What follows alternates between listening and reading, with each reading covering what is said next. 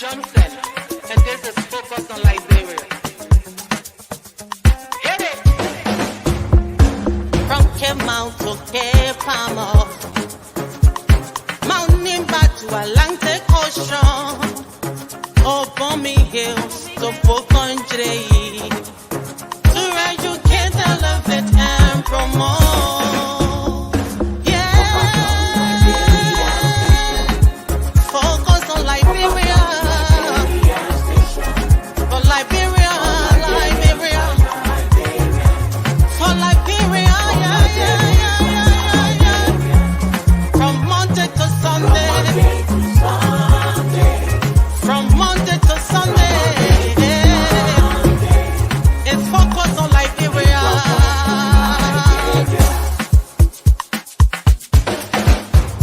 Talk about home affairs, hey, in diaspora,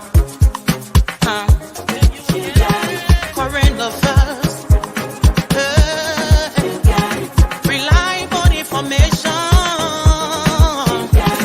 history, ooh, talking about culture, hey, politics, education, entertainment, business, sports, advertisement, articulation. Focus on Liberia. Focus on Liberia. Focus on Liberia. From Monday to Sunday. Hello, ladies and gentlemen, and welcome to yet another edition of Between the Headlines on Focus on Liberia. My name is Dennis Jai, and we are broadcasting from Atlanta, Georgia. Today was a big day in Liberia. History was made. We have our Senate Pro Tem and the Speaker, Deputy Speaker, and we have various committees. So we're going to be discussing all that went down in Monrovia today.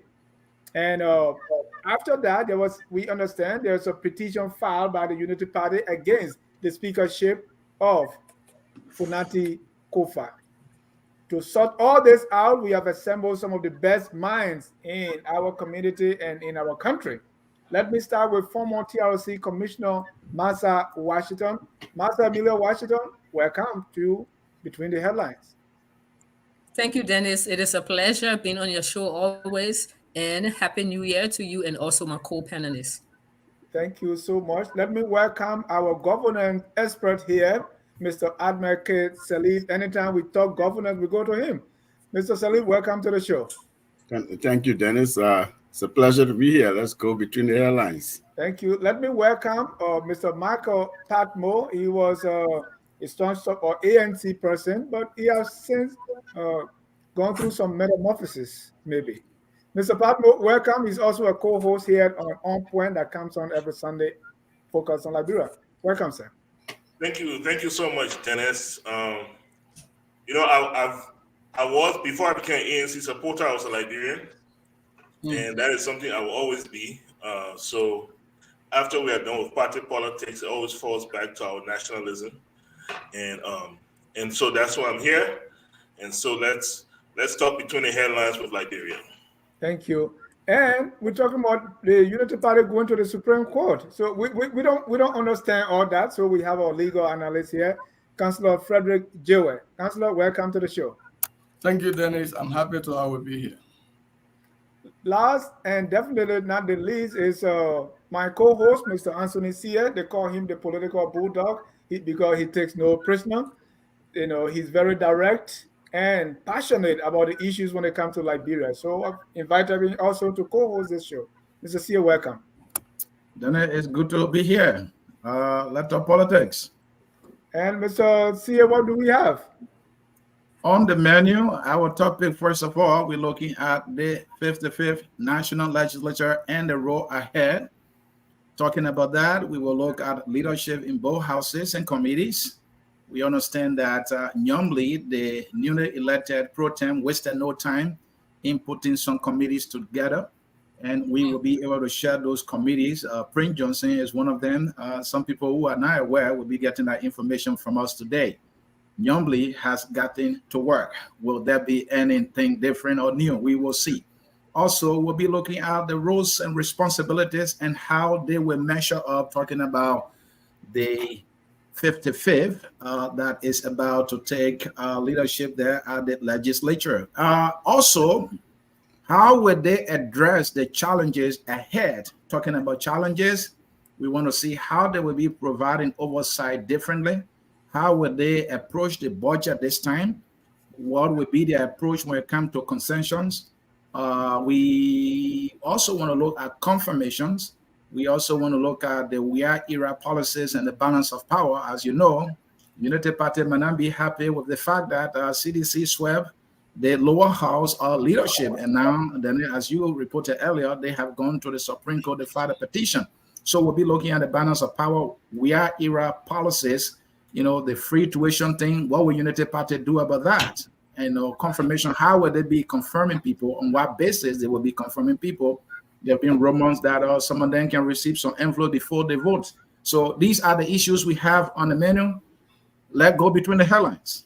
Thank you so much. Again, let me welcome all our viewers from across the globe. If you want balance, fair, and professionalism, the place to be is right here on Focus on Liberia. Again, welcome. Let's go around the room. We know today we had the elections, long-awaited elections. There have been rumors and all kinds of things that's been going on. People are accusing other people paid to play in all kinds of things. Finally, we have our speaker and we have our pro tem. Let me get your initial reaction to the news of what happened in Monrovia today. Let me start with Madam Massa Washington. Thank you, Dennis. Yes, of course, it is breaking news. It's the hottest commodity in terms of news item that the Republic of Liberia has her second female president of the Liberian Senate, called Senate Pro Tem. And her name is Senator Yombly Kanga Lawrence from the coalition with the Unity Party. She is known as the Rescue Mother. That was the campaign nickname for her. So Senator Lawrence was unanimously selected or supported as the Senate Pro Tem of the 55th Legislature through a white ballot that was cast on her behalf by outgoing Senate Pro Tem Albert Sieh. Albert Sieh decided not to contest that position anymore. He's on the sanction list. He's been sanctioned by the United States of America for graft. And so he decided not to contest that position again. And so thus opening that slot for Senator Lawrence and other people who are contesting. But my understanding of what happened behind the scene was that there was a lot of maneuvering and a bipartisan approach in some instances, and in other instances, they had to do a lot of cross talk, fertilization, you would say, if this was the the bees and the birds. But so they had to do a lot of talking, and I understand that they had a Senate retreat on Saturday. And following the outcome of that Senate retreat, Senator Yombly seemed to have been the favorite, because I understand that the CDC that naturally has the majority vote in the majority representative in the Senate, but they didn't have enough to have gone just independent, just them alone. So they needed other people. They needed some independents to be on the side. But then also I understand from reliable sources that there were some defection from the CDC team at the National Legislature, that is the House of Senate. So the CDC didn't get all the votes they needed. They had, I think, only 11. They fell short of, I think, 4 or 5 votes. And Yombly had 17 votes. And there were 17 senators who signed the joint Senate resolution at the retreat on Saturday. So once they got to that point, the message was clear to the rest of the other senators, even those who were trying to contest. Like former Senate Pro Tem Gbesonga Finley, he was one of the favorites to want to contest. But once he saw the way it was going, I think he made a smart move and decided that he withdrew his nomination. So, cut a long story short, we have the second female senator, Senate Pro Tem of the Republic of Liberia, and her name is Senator Yombli Kanga Lawrence. Thank you, Mansa. Mr. Michael Patmo, what's your reaction to the election results today? The white ballot Senate. That's how I call it right now. Every single contest that came out today was on white ballot. There was no contestation. You could almost see that we're just going through a formality. I was not too very pleased with that. We will see where it goes. I'm one of those who believe in competition. Even if you feel that you don't have the votes, at least contest. I enjoyed that in the House today. Even though Musa Hassan Belete did not have all of the votes, but he was able to contest. He was able to get up and speak to his people, to his colleagues. He was able to put forth some kind of agenda. I think those things are important. I was listening to Yombli Kanga's speech today, her acceptance speech, and then she talked about publishing her assets. You wait till you become president pro tem. You've been senator for 10 years. You wait till you become senator pro tem, and now you feel this is breaking news that you're going to publish your assets. So those are the things. I wasn't too excited about it.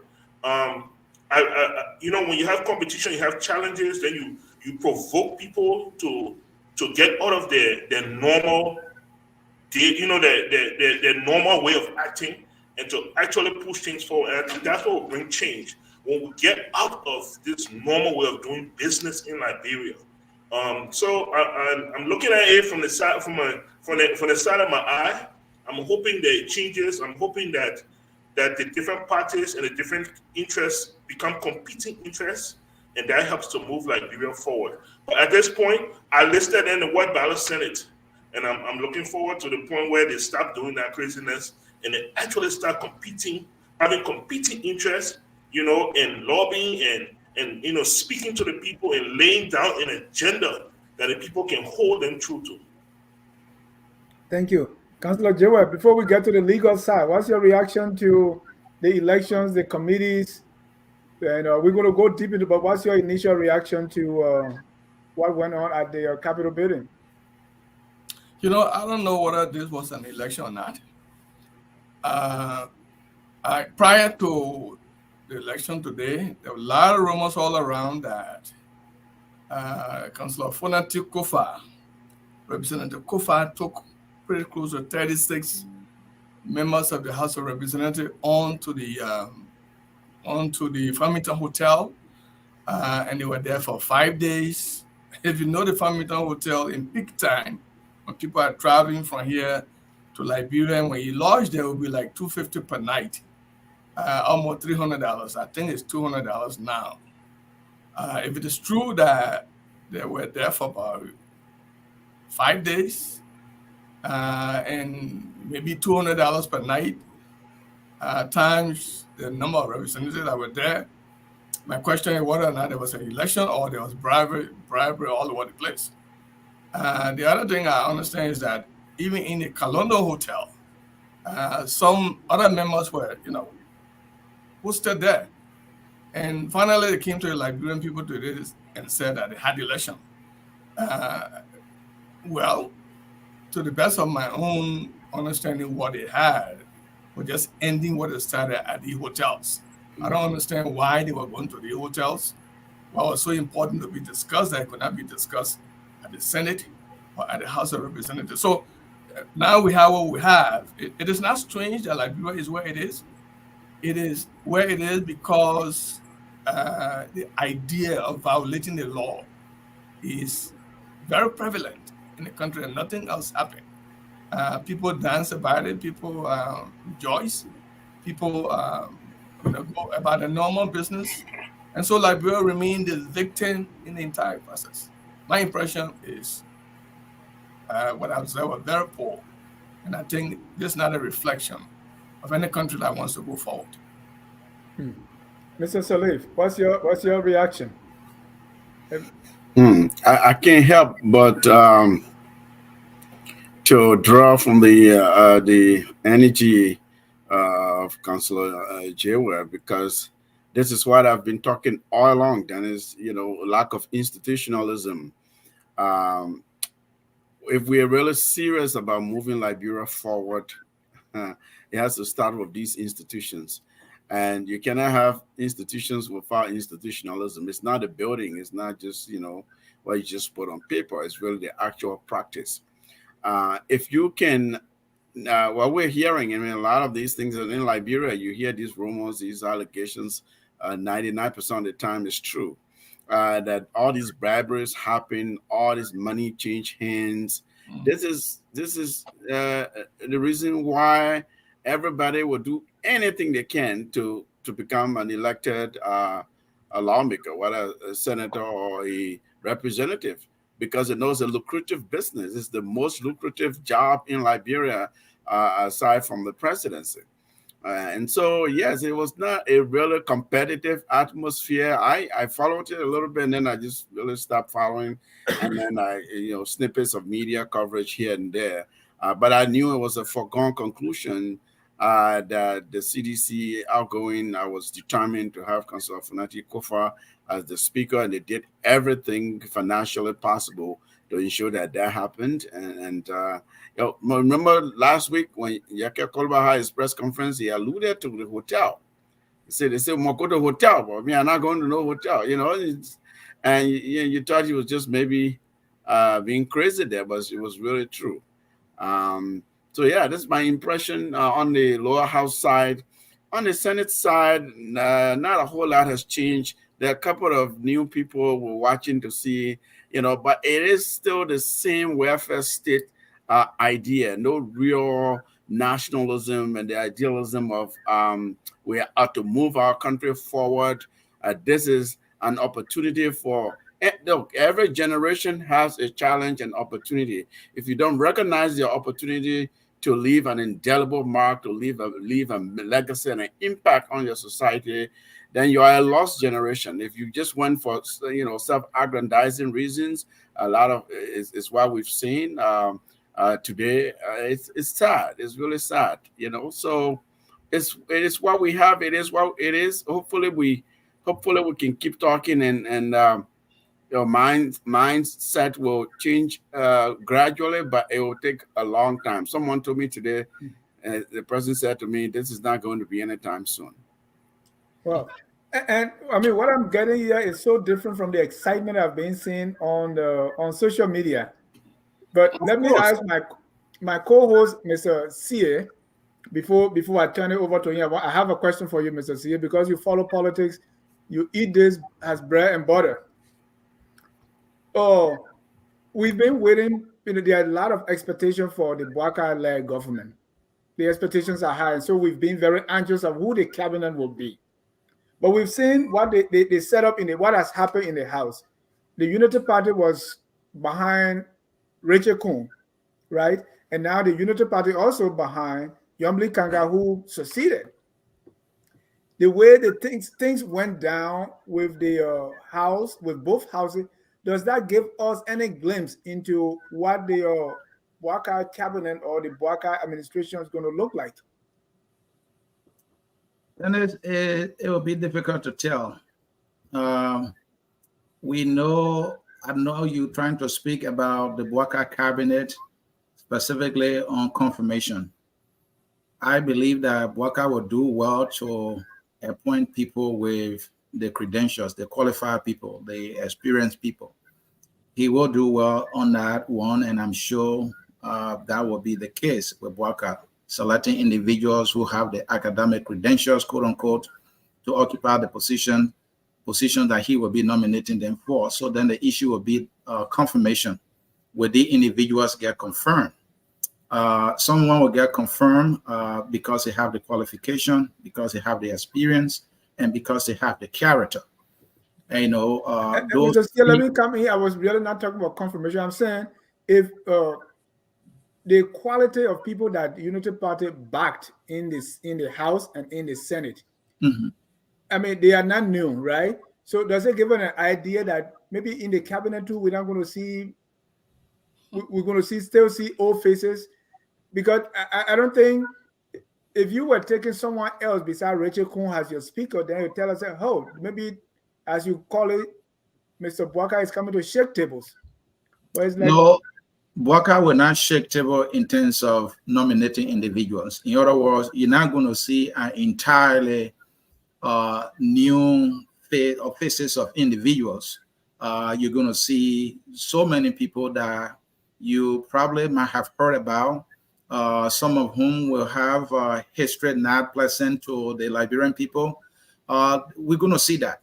I'm not sure with Bwaka, given his history and time in government and association in politics, going to come up with, and the party that he's coming from, Unity Party, because the party too will put folks on individuals who have served before, and he too has friends that he's going to bring forth. Some of them have served in government before. So no, Dennis, we're not going to see a brand new cabinet from Joseph Bwaka that will say, well, 60% new faces. No, you're not going to see 60% new faces. The best we can guess is more than likely we'll have 50-50, maybe 50% new faces, and then maybe another 50%, will be old faces. That is what I think it's going to look like. So we're not going to see new faces. You're going to see a lot of old people, because Prince Johnson, mind you now, he's in the Bwaka camp. And if there's one thing Prince Johnson does not joke with, it's the issue of putting forth his people. That's the reason for which he supports Sieh, and he has been lucky for his side to win. He will tell you, hey, I want to see these people in the government. That's why we supported you. So I don't think you're going to see new faces. The face of Prince Johnson is not new, so I don't think you'll see anything new. Thank you. Today, again, we heard that, and it's being confirmed, that the Unity Party went to the Supreme Court because they don't like what went on in the House, and say, well, let's do something so that Fonati Kofa will not become the speaker. Councillor Frederick Jewe is here to tell us about that side of the story. Councillor Jewe, what exactly did the Unity Party file, and why? What are they hoping to accomplish? Well, I was told that the Unity Party actually didn't go first to the Supreme Court. I was told today, my information is that they filed a petition for declaratory judgment before the Civil Law Court. What that is, that the Unity Party is asking the Civil Law Court to declare the law, the July 25th, 2022 Alien and Nationality Law, amendment to the Alien and Nationality Law that was passed by the Senate and the House.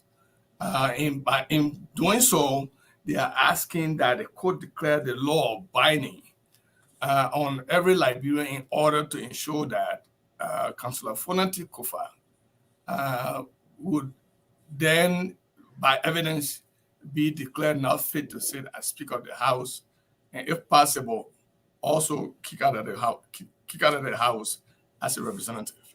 So the petition is before the Civil Law Court, raising both issues of constitutionality and factual issue with reference to Councillor Fonati Kofa being a U.S. citizen. Without discussing the merit of the case, I mean, if he's not fit to be speaker based on that law, meaning he can't even be representative, and he's been there for 6 years. So to me, who does not know the law, I say, what sense does this make? Councillor? Well, this is an interesting case, and I think this is not a case only against Councillor Kofa. The benefit of the decision of this matter will travel to the Supreme Court because of the mixed issue of facts, constitutionality, and the law. It will have to travel to the Supreme Court to be decided.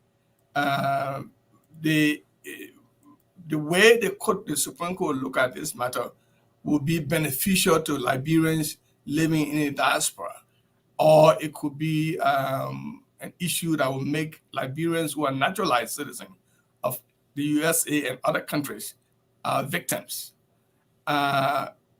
If the Supreme Court should uphold Section 1 and 2, the limitation and restrictions that are contained within the amended alien nationality law. But I say it's interesting in that in order to establish that Councillor Kofa is a U.S. citizen, the burden is not on Councillor Kofa. The burden is on the Unity Party to be able to establish by all recording that can be acceptable to the court to ensure that they can prove that Councillor Kofa is a citizen. Now, if they can do that, the legal question is, have they not suffered waiver and latches?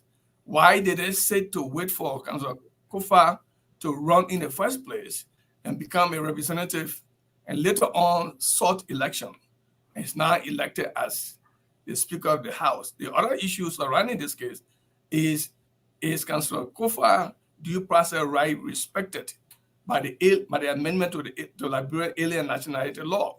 All of those issues will be issues that the Supreme Court will have to look at, and whether the Supreme Court has jurisdiction if the matter should travel there, since the election in the House is governed by the separation of power clause of the Constitution. Thank you. Let me invite the fellow panelists if you have a question on that to Councillor Jiwe, or if you want to chime in. Well, Michael, I'm saying, yes, you know, I do want to chime in. yeah, Michael, why now? Well, why this happening now in your view? Well, there are a couple of reasons. The valid reasons are that there's no time limit, I believe, in that law to injury. So even if he's been a representative for the last 20 years, you know, he just won elections. You can call it re-election. The other thing is that he is not the only person named on that suit. The Election Commission is also named on that suit as a co-defendant. Why now? Because right now the United Party is in the best position to prove that. As they take seats of government and they take seats of the foreign ministry, the United Party will be in a position to communicate officially with the U.S. government and ask for certain information, such as, is this man a U.S. citizen? And that would be totally within the right of the Liberian government to ask that question. They can ask that question of any U.S. citizen in the confines or the borders of Liberia.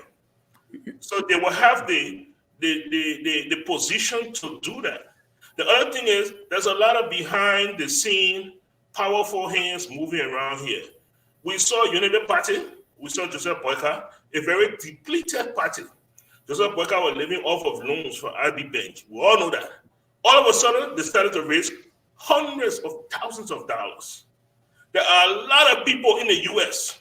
who are eyeing different positions within Liberia, including the presidency. And they need this thing to be clear. They need for this to go to the Supreme Court and for the Supreme Court to make a decision, because they too have ambitions into Liberian government, and they want to make sure that they can move forward with those things. So there's a lot of moving pieces here, a lot of people that have their hands in the pie.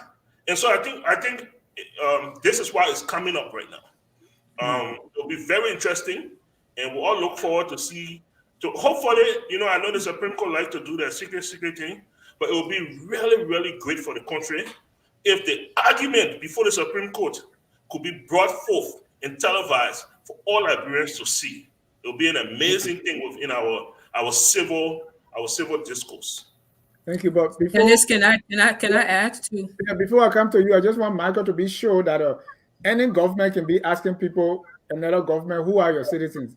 Do you think that happens, that the government will go and say, is Dennis Jar citizen, is Funati citizen, is Michael Kuhn citizen, is Amara citizen? Do you think any government can do that? I don't think so. Yeah, I believe any government can do that. I believe any government can communicate on that level. Whereas you and I, who are common citizens, we cannot go to the American government and say it's Funati or U.S. citizen. They'll look a little crazy. But foreign governments can communicate and say, look, I have this guy within my borders, and I want to make sure who I have. The American government does it all the time to people that come to America, and say, hey, we have this guy, and we just want to make sure who he is. And, and they go from there. So I believe governments do have the position, that power to be able to ask that question. Ms. Washington. Okay, so because I'm not too sure of the last point that Michael made about government having that complete totalitarian power to be asking another country, who are your citizens, who's not your citizen. I mean, of course, they could do that. It's because I'm not sure, so I will not tread that ground.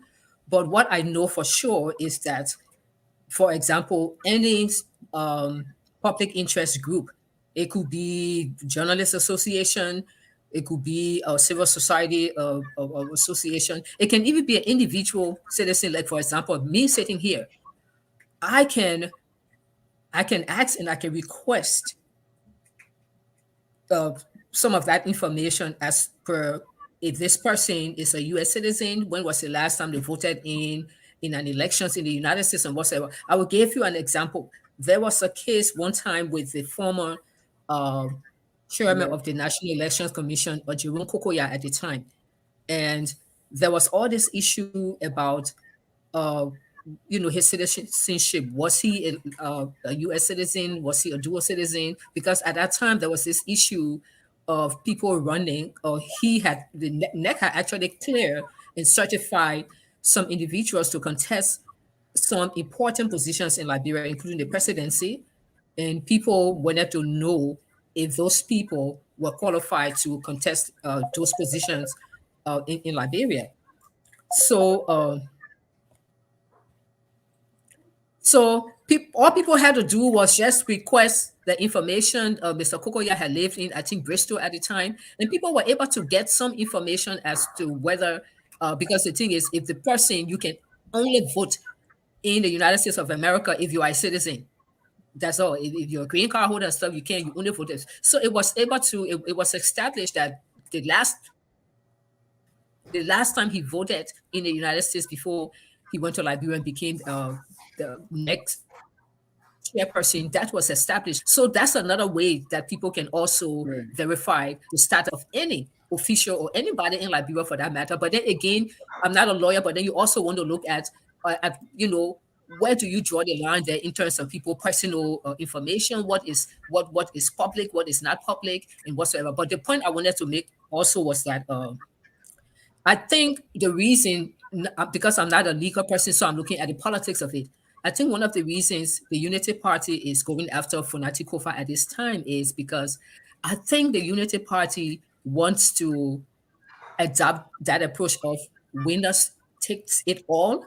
I think the Unity Party wants to make sure that it has absolute control of the different branches of government, so that it is easy for President Boyka, president-elect, that is when he becomes president, it is easy for him for his policies to go through, because you want people, now I'm not saying it's a good thing, I'm just talking about the logic of it.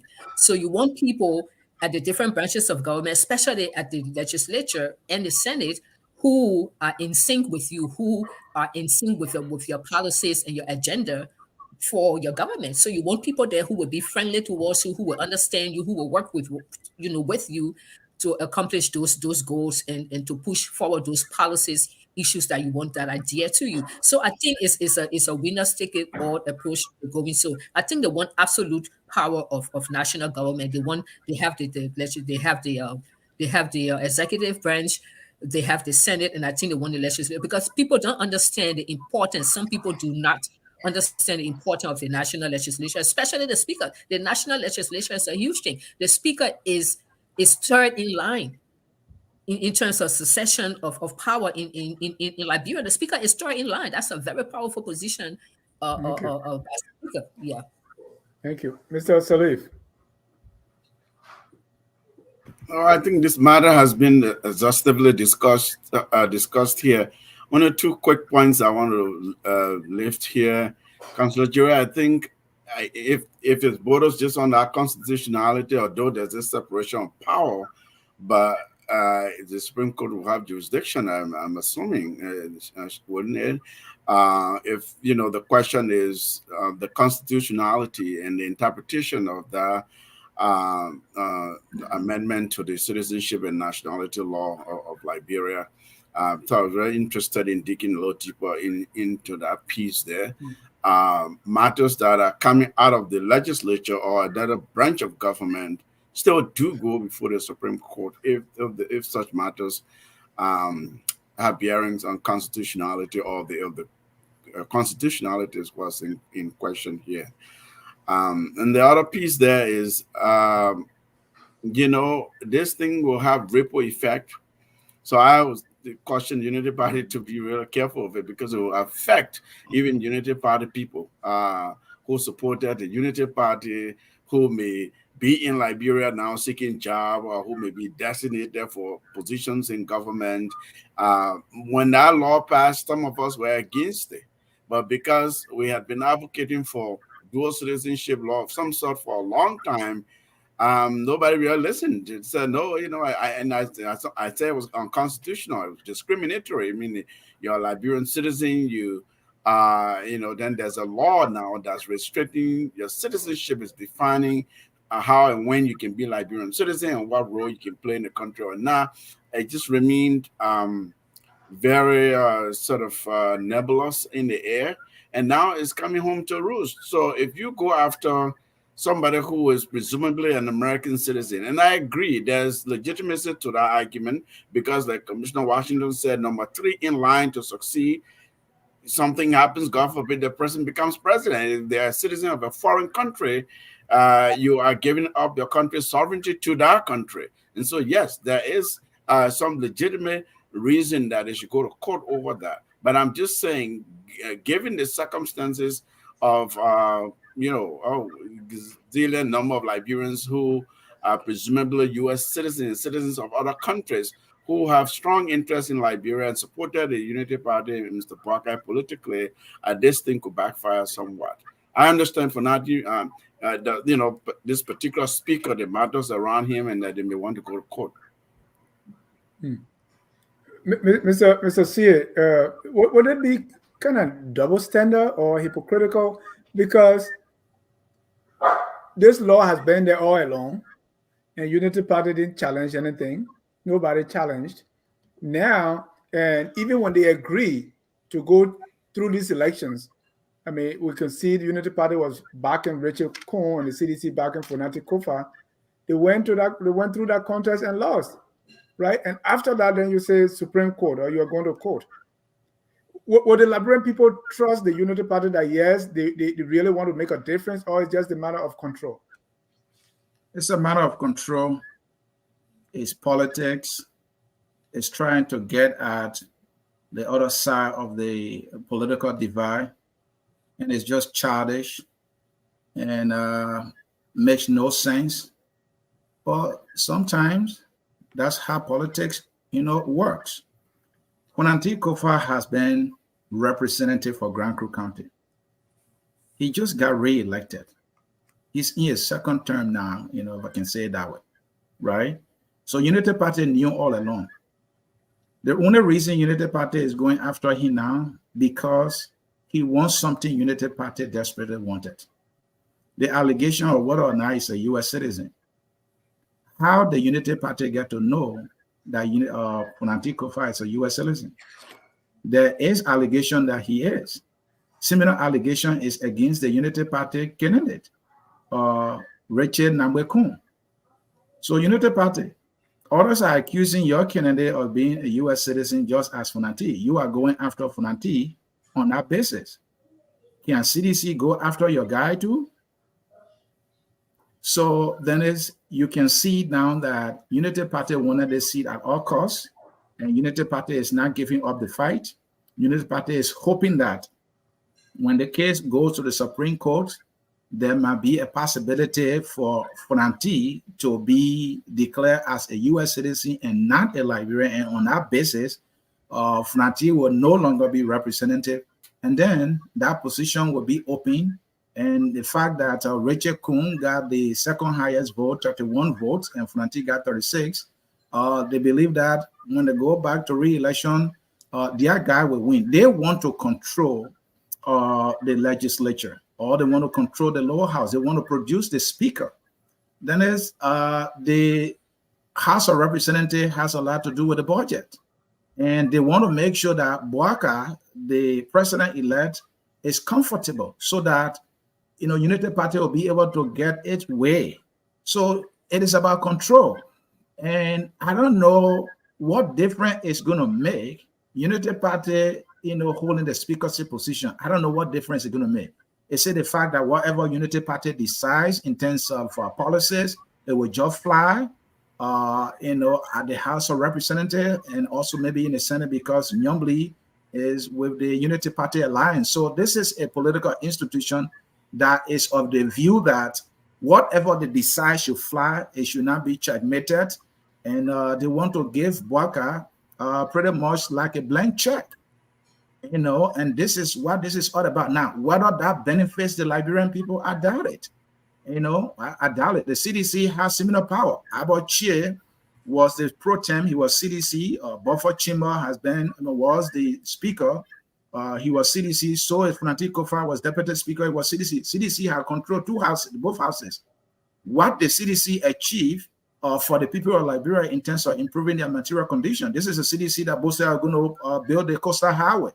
Predominantly, CDC is southeastern focus, right? People will criticize, right? But this CDC, despite having power in both houses, could not deliver. And so I don't know how is that going to serve the Liberian people. It's just a matter of control, and there's nothing, besides that. Thank you. Councillor Jewett, before we leave you, where does this case go? Because in order to prove that Funati Kofa, for example, is not a U.S. citizen, they have to show something, right? And that's going to maybe drag on because the due process clause that is in that the Supreme Court ruled on the last time. So they have to prove through due process that Funati is indeed not is a U.S. citizen. How are they going to do that? And where is this case going? How is it going to end? So, this is a case that I have said that it would be important for the diaspora Liberian to be a party. There can be a motion to intervene filed before the Civil Law Court, and either an intervener answer or an intervener's petition to make them part of this case. Because this case is not just Councillor Funati Kofa. This case borders on, I understand, about 12 senators and representatives who are U.S. citizens.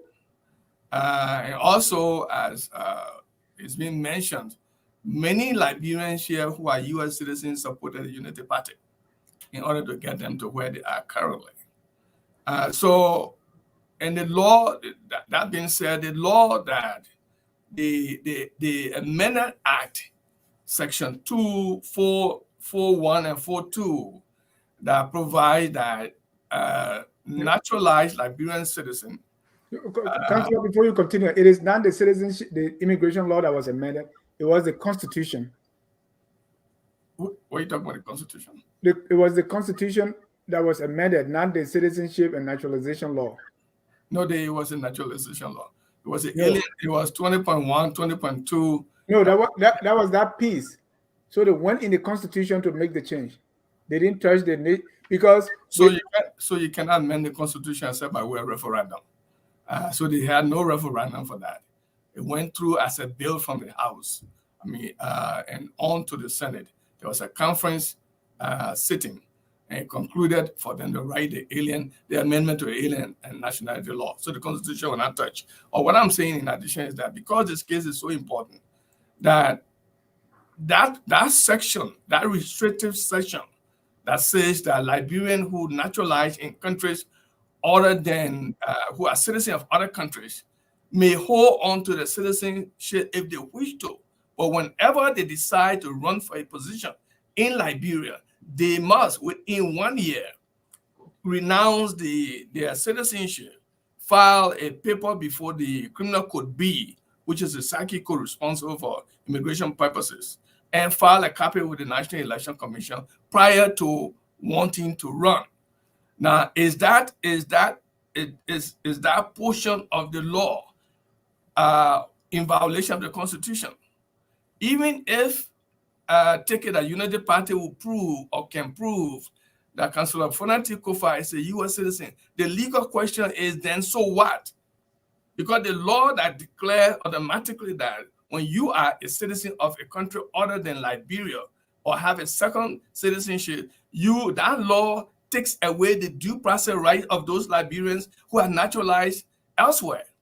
So the Supreme Court will go back again, visiting the Alvin T. Jallo case to indicate that, hey, this law could not have been written the way it was written. It was badly written because it makes Liberians who are citizens, who are natural born citizens of Liberia, who reside abroad, who are now naturalized citizens of those countries, it takes away their citizenship without due process. So starting the Fonati Kofa case in the civil law will not help them at all, because there is a precedent the Supreme Court have ruled in the T.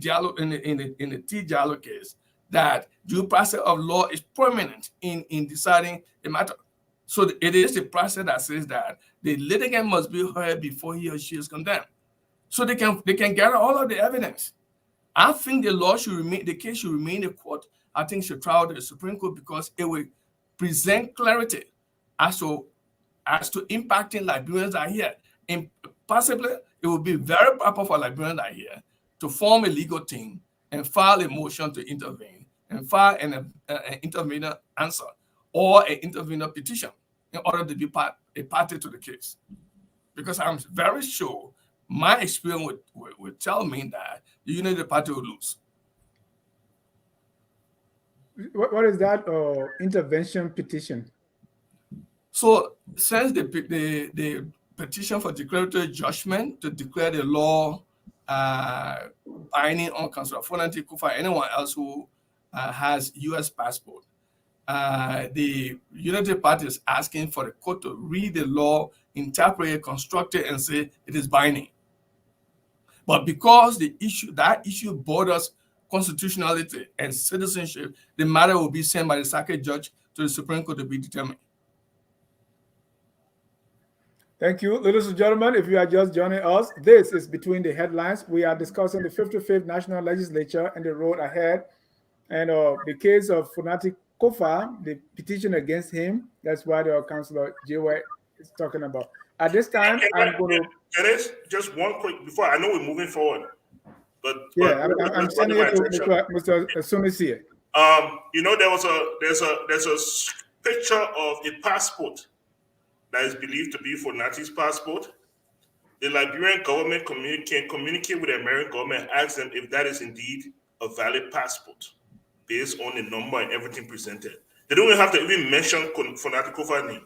If they can verify that is a valid passport, then everything else falls in line. I just wanted to bring that up. Yeah. So let me come in. Before you come on, Councillor, the due process law, the due process, that burden will be on the petitioner, right? The due process, the burden only shifts if the United Party that filed the petition will have that burden to prove that. If it is bordering only on citizenship, then they will have the burden to prove.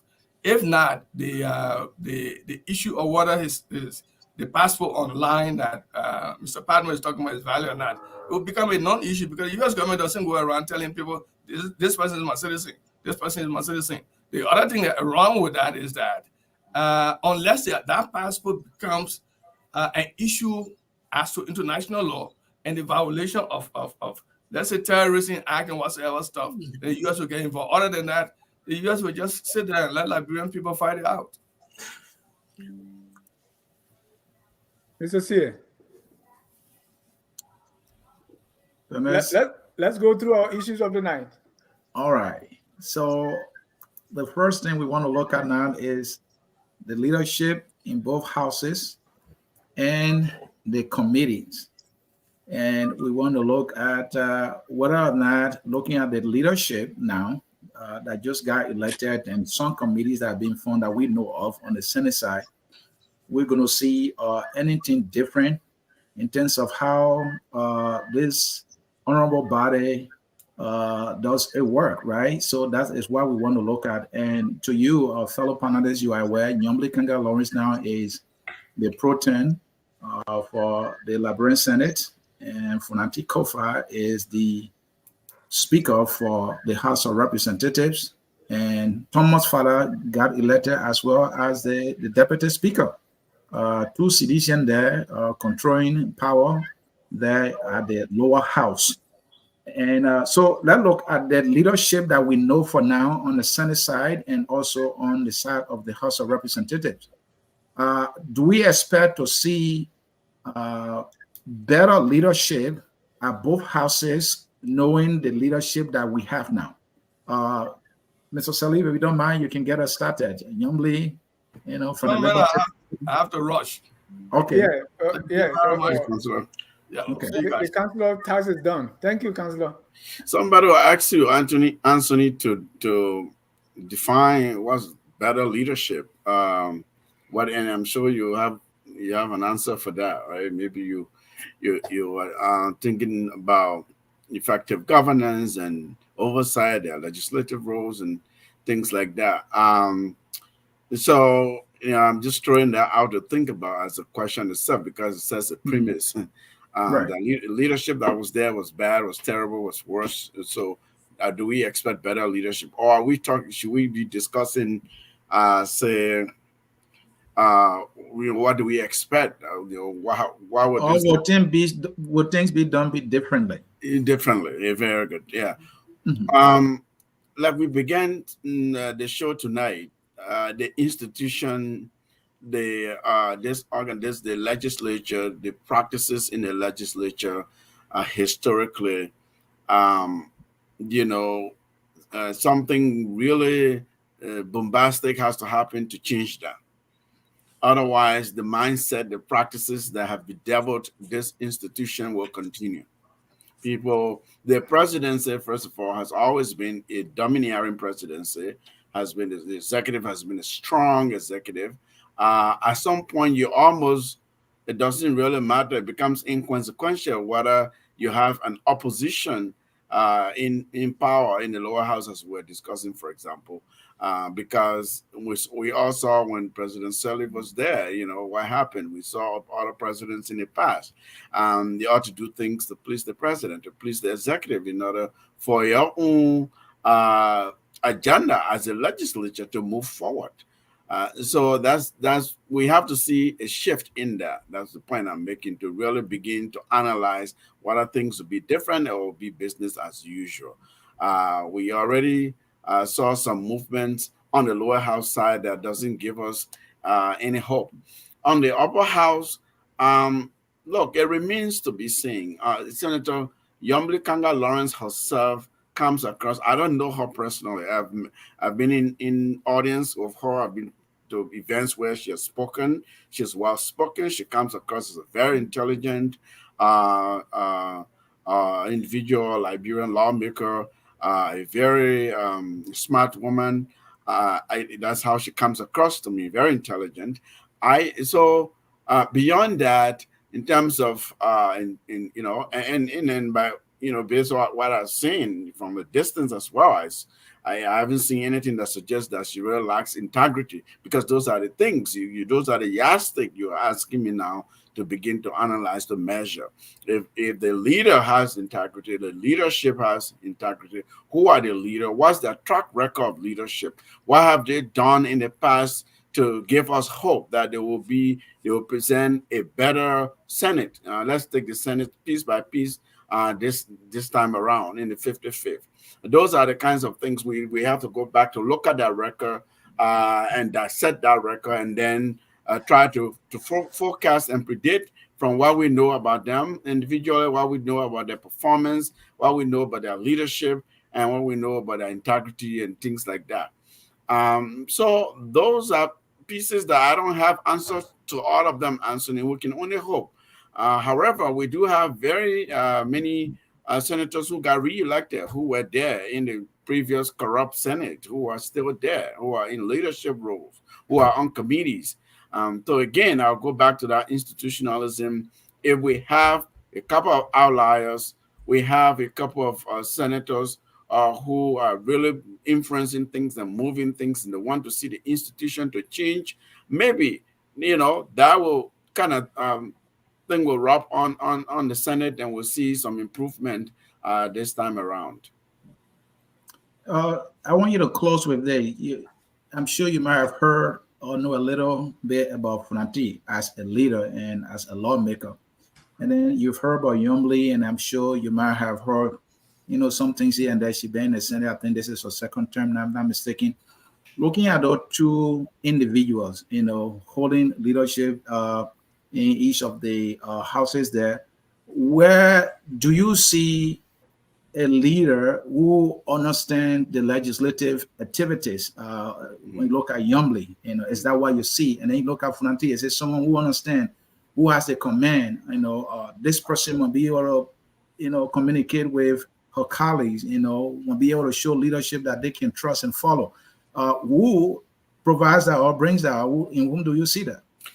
Look, Anthony, if you Google the Funati case that happened, I think 2003 or 2004, I wrote an article about it during that time, and I got the beatings of many Liberians. So leave Funati alone, That man, during the course of that case, we discovered, and in my own research, I met him, I've spoken to him, I know him, but we're not friends. I don't know him personally. I don't know him as a public official. He's a very competent man. He's a very educated individual. This is the man who earned his MBA and then went to law school during nights, went to law school in the evening as he served as a city manager at this small city in North Carolina called Zebulon. He was a city manager there. He had already earned his MBA. He went to law school overnight, so that tells you that this is somebody who has the credential, has the technical know-how, has the education. That is not in question. What has been in question and what we've, really people have talked about and played with over time is from 2003 during that case and up to now, some of his dealings in terms of, ethics, money issues and things like that. Those are and some of the legal questions that have occasioned these sort of unethical matters that led him to have gone to court and eventually pay penalty for that and was disbarred in this country. So those are the kinds of things that I think people will be looking at. Is this leader ethical? Is this leader someone who has integrity? Because there have been these questions, this questionable character flaws have been shown in court cases and so on. I don't know if, look, some leaders, when they have power, their team power, they change 360 degrees. They want to be better leaders. They want to change the narrative. They don't want to remember that past. Maybe we'll see that in terms of integrity moving forward. With Senator Kanga Lawrence, she's been in the Senate, like you said. She has experience. She's been there for many years.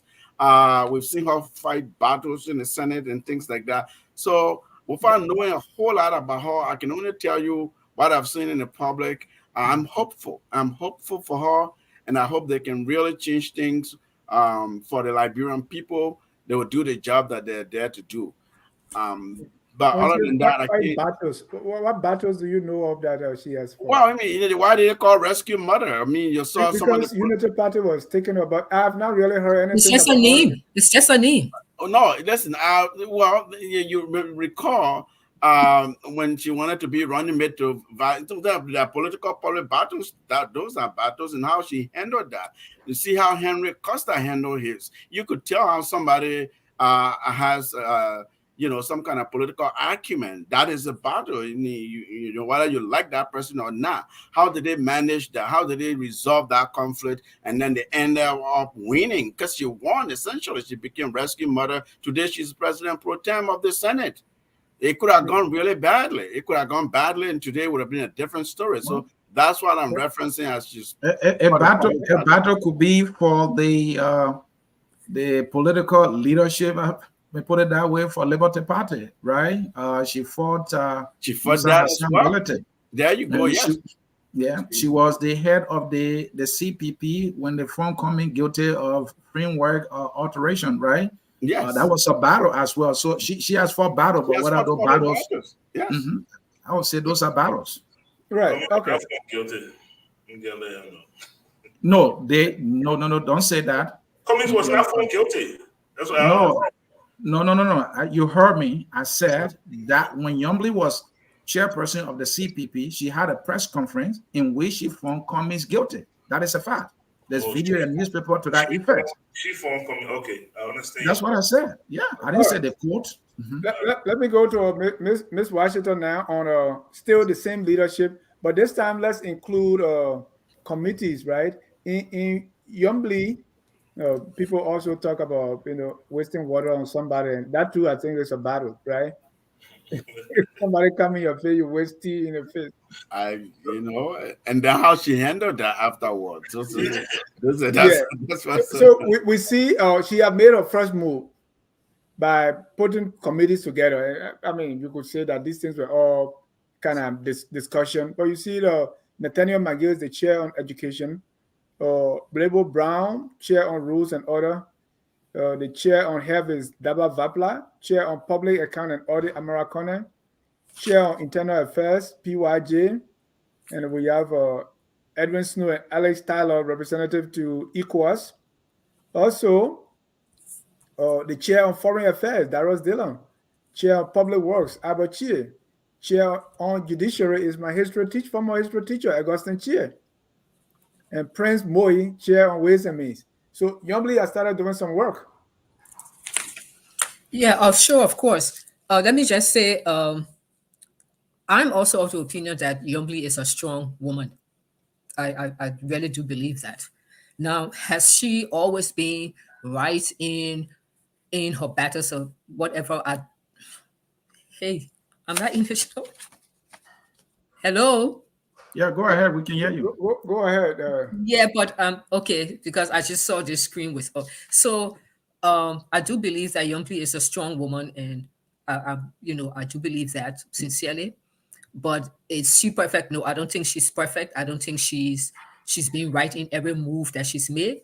But I think she has this. I think she has the strength that it takes for this position.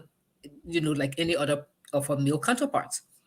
But now let's just say this: considering all of the behind the scene, trying to reach across the aisle by bipartisan approaches, the machination behind the scene, just working behind the scene with all those things we're hearing. And I spoke to some really, really good sources from all sides as to what was happening. And there were a lot of issues, things going on behind the scene in order to get her to this point. Because I think one of the compromise that was reached was people expected that Boyka would have named her as his running mate because of her closeness to him, because the way she has stood by him. She was strong. She was a gladiator, with that group. And then Boyka didn't choose her. And people thought that she was maybe going to move on, maybe to another candidate, maybe Cummings or maybe Gonglo or whatsoever. But she came back, she thought about it, she came back and she said, I will stick with Boycott. And it is my understanding that one of the reasons she was able to reach that compromise with them was that they had promised that if she was interested in the Senate pro tem position, that they will work with her to make sure that she got it. So it was one thing. So already she was getting some early support there. And before even they went to the retreat, before they had a retreat on last Saturday, there were a lot of, going on, working behind the scene, which is perfectly okay. That's what people do legislatively, even in the United States here. Just a couple of months ago, I think it was in October, they were battling for the speakership after they ousted the speaker, Kevin McCarthy. They were looking for a new speaker. There were a lot of, workings behind the scene going on. So nothing wrong with that. There was absolutely nothing wrong with that. But they went through all that process, and then finally she was able to get the kind of support that she needed. And one of the biggest factor in her getting the support finally and getting those numbers was that there were some CDC people who I would say defected from the party, meaning that they broke away in terms of their vote. So Abachie, who had always been, everybody knew that he's been historically supporting George Weah, and also Sir Joseph, who people thought that historically supported George Weah, were campaigning and supporting a young people for her to get this. So at the end of the day, she got it because there were some defectors from the side of the CDC, and then so even some of the independent senators, especially new senators that came on board, who had promised them at the end of the day, they let the CDC down as well. And Besonga Finlay made that move. I think he made a move. It was a smart move because he knew that he did not have the number, because once Yombly got those votes, he knew that he couldn't come up with the numbers. So when he was nominated, he declined. He was nominated by, I think, Nathaniel McGill. He declined. So that's how they ended up with the white ballot. But let me just say what I see here with the appointments of the committee heads. I'm looking here again. I'm looking beyond the issues. I'm deconstructing issues here. I like to look at things beyond the surface. This list of the committee and the committee heads for me represents and is a validation of all the backdoor,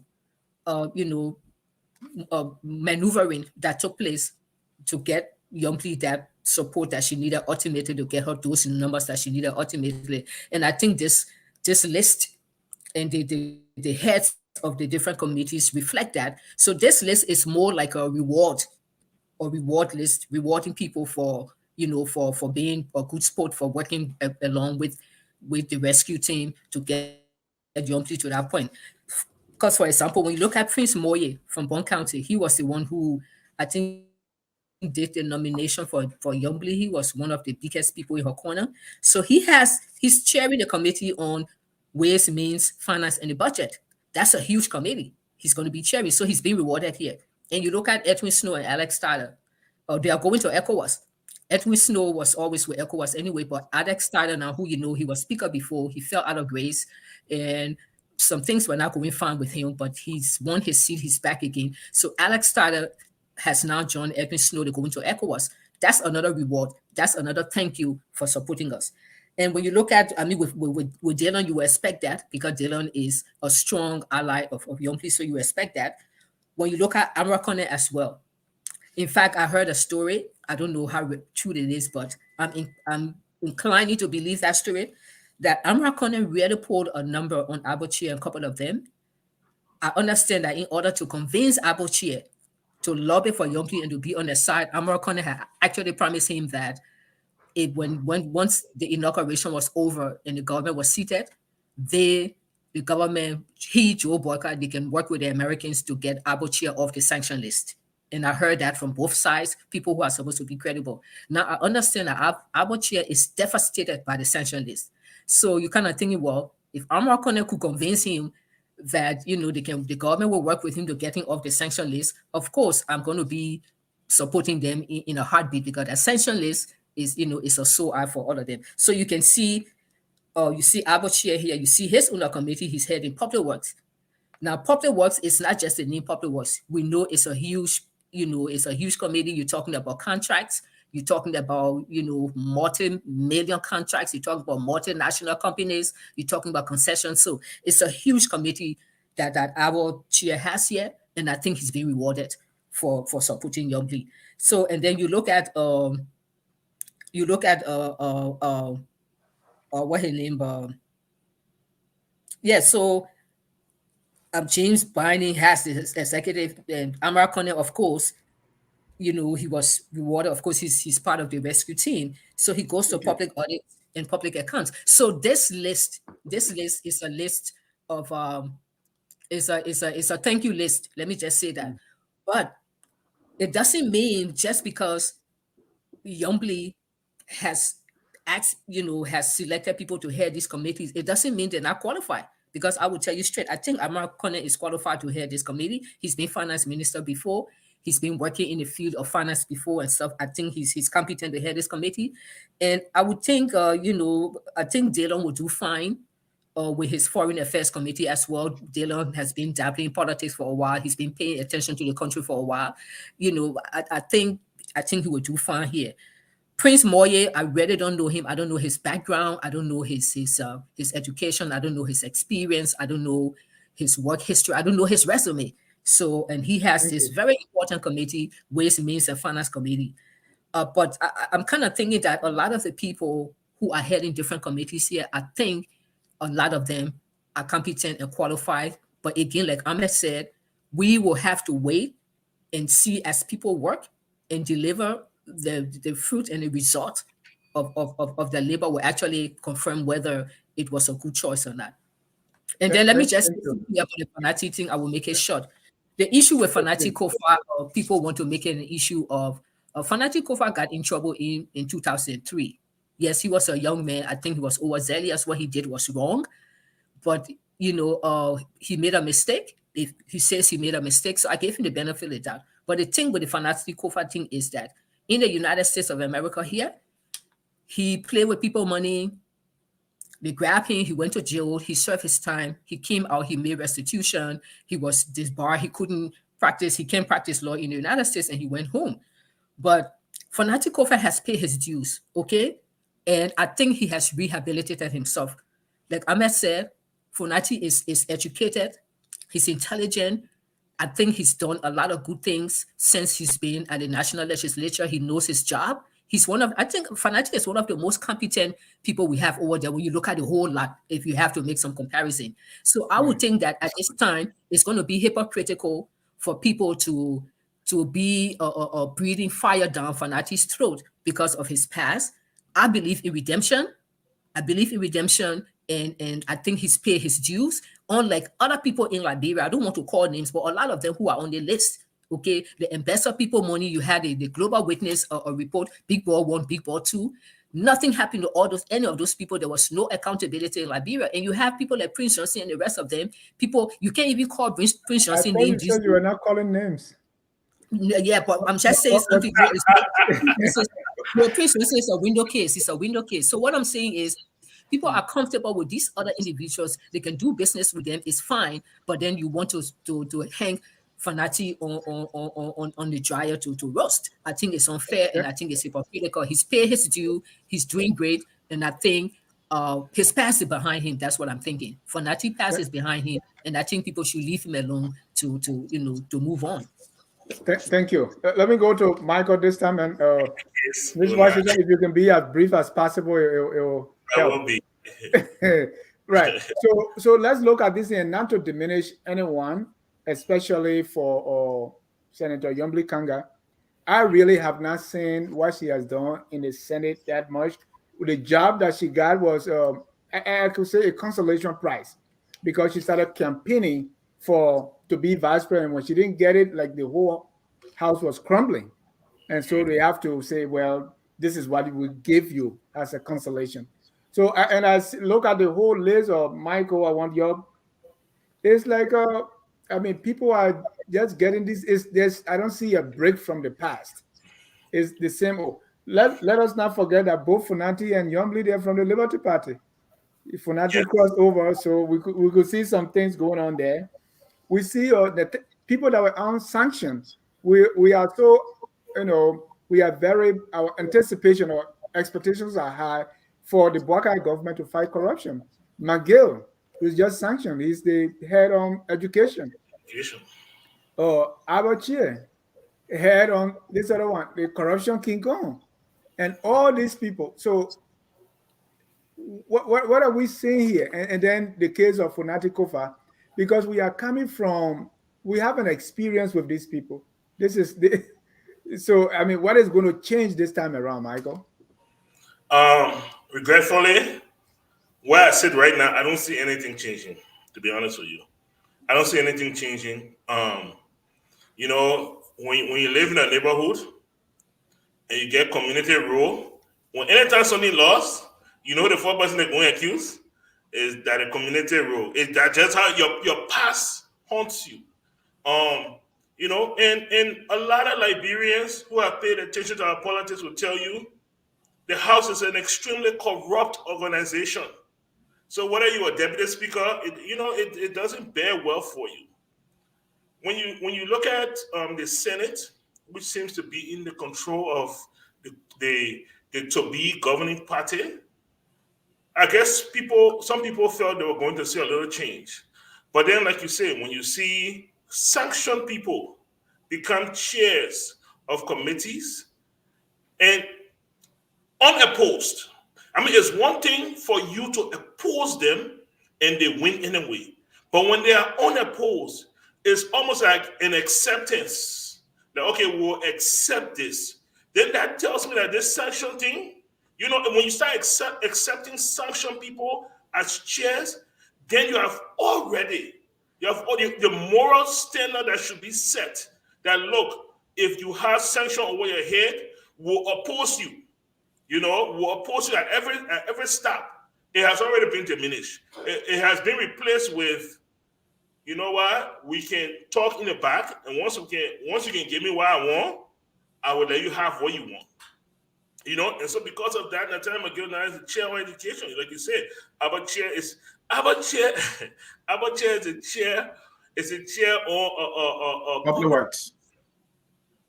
So this is a man that is going to head the committee that is going to have oversight over the Rawafi highway that's being done, or hopefully the pliable road. I mean, come on, man. People are almost like, man, this is the man that's going to oversee those things, and all the projects that happened during his term. Now he's going to be the one responsible to make sure those things are put aside. Those companies, what the company that you can call, what the name of the company? BMC, I think is that what they call? The Lebanese board that winning all the government contracts in Liberia. I think it's called BMC. Really? Abachier is going to be the one heading those. So those are the things. It's a letdown. I try to be brief. So it's a letdown. It is a letdown. We're hoping that the Liberian people can speak up. Because one thing I know about Yombi, what I've seen is that she plans to lead by committee. That was going to be influential in that committee. Jonathan Bocha is going to be influential in that committee. Bane is going to be influential. So hopefully they can turn, but right now it's a letdown. It's a letdown. And Mr. Salif, this is the same Unity Party that is going after Funati Kofa, right? And the expectation that when these people were sanctioned, and I'm not saying only sanctioned people we should go after.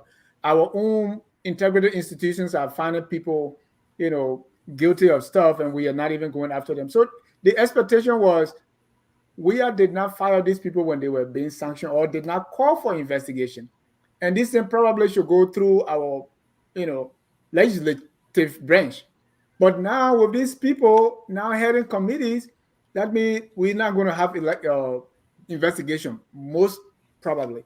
And Mr. Bwaka cannot tell us that his hands are out of this thing, because this is exactly what he promised Yombly Kanga. And Yombly is producing, I believe, with maybe consulting the Unity Party government. This doesn't look good, Mr. Salif. Dennis, we're making a lot of assumptions here tonight. Okay. When Mark Twain, I think, said all politics is local, it really is. All politics is local. Look, what you saw that list, what the esteemed commissioner laid out, it may be the case, but it's also a result of negotiation, intense negotiation. So what we're assuming now, based on the premise of your question, sounds like Bwaka could inference who got what a committee, who headed what committee, or Yombly will answer to President-elect Bwaka on that basis. So then when we do that, we set aside the separation of powers of these institutions. And then as a Liberian, I recognize, by de facto or de jure, sometimes this is the way it is. Yes, it's a legislature. Mr. Bwaka promised Yombly the pro tem. He said it many times. And even Abu Ali Mr. Bwaka didn't have the pro tem in his hand to give Yombly, but as a politician, you say, look, we'll ride it around you, we'll negotiate. Yeah. It's a result of negotiation. Yeah. Senator Amara Conner came to my own state, Minnesota, here, did a town hall. He said she will be our next pro tem. I will work with her. So it means that they have been negotiating months since the election, and that's how happens. That's what happens in every context in every country, right? And there's a lot of negotiations. So in that respect, I would say I wouldn't just say it was Senator Yamley, the pro tem was just dishing out positions necessarily, because now to govern in the Senate, you need the cooperation of people who are in other parties who may not agree with your position. For example, if you're supporting the president's legislative agenda, some kind of bill comes from the lower house that comes to the Senate, you have people who will oppose. Yes, they may be on sanction, and let's say assume you didn't give them any position because of the sanction. Now, granted, the sanction sanctions from a foreign country is not subject under Liberian law. We have seen no investigation. Our Liberian government has not gone to the U.S. government to say, listen, I see that you've sanctioned a lot of my high officials. Do you have anything on them? What kind of probable? Do you have any evidence, right?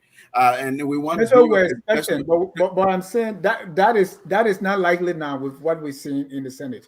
Well, no, because it's political power. They have political power. You may try to do some of that, but you will tie your own hands politically. It means, and no matter from the president will succeed in the Senate. If you try to investigate Albert Sieh, to investigate Attorney McGill, Bill Trowie, and others, why did they even run for office in the first place? They did so to protect themselves. And that is what you're saying. So I'm not here to exonerate someone or to give them a pass. What I'm saying is two things. One, sanctions are important in Liberia, yes, but they're not subject to Liberian law. Sanction protects U.S. interests, and it was the U.S. government that sanctioned Liberian citizens. So if that's the yardstick we're measuring, these people are not supposed to serve in certain roles in their country, then the same due process Councilor Jared was talking about will not have they won't have benefited from that. You'll be violating their constitutional rights. And that's just plain and simple. And as unfortunate as that may sound, that is the reality on the ground. So you're looking at both political and legal matters here that are being conflicted. Thank Dennis, you. Yes. Dennis, it is sad that we are seeing this happening right before our eyes.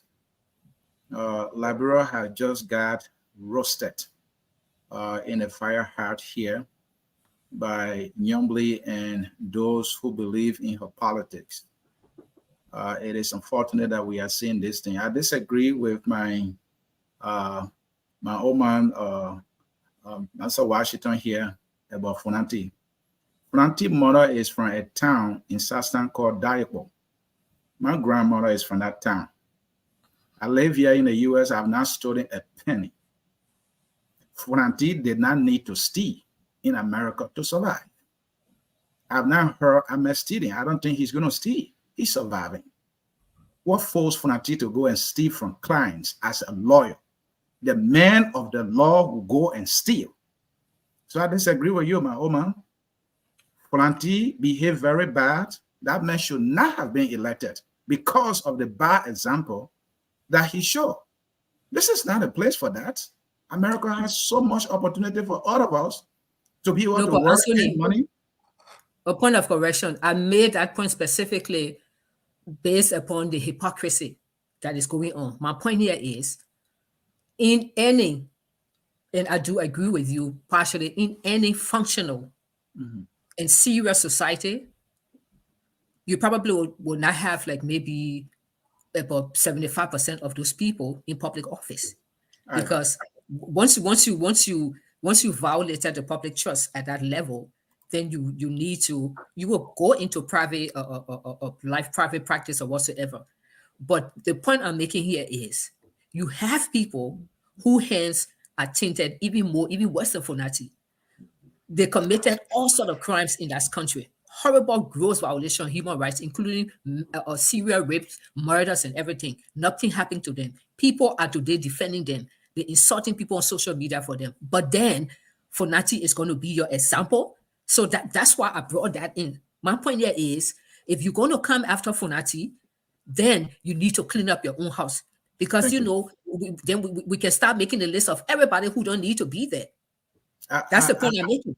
I understand your point, and I agree with you. I just wanted to make sure that Funanti was a bad example. Your point is that, well, at least for him, he was held accountable for what he did. Others have not been held accountable. So I get the point. So I will leave the Funanti issue. I will go to what I was saying on it. So Senator Nyomli Kanka Lawrence is the rescue monarch.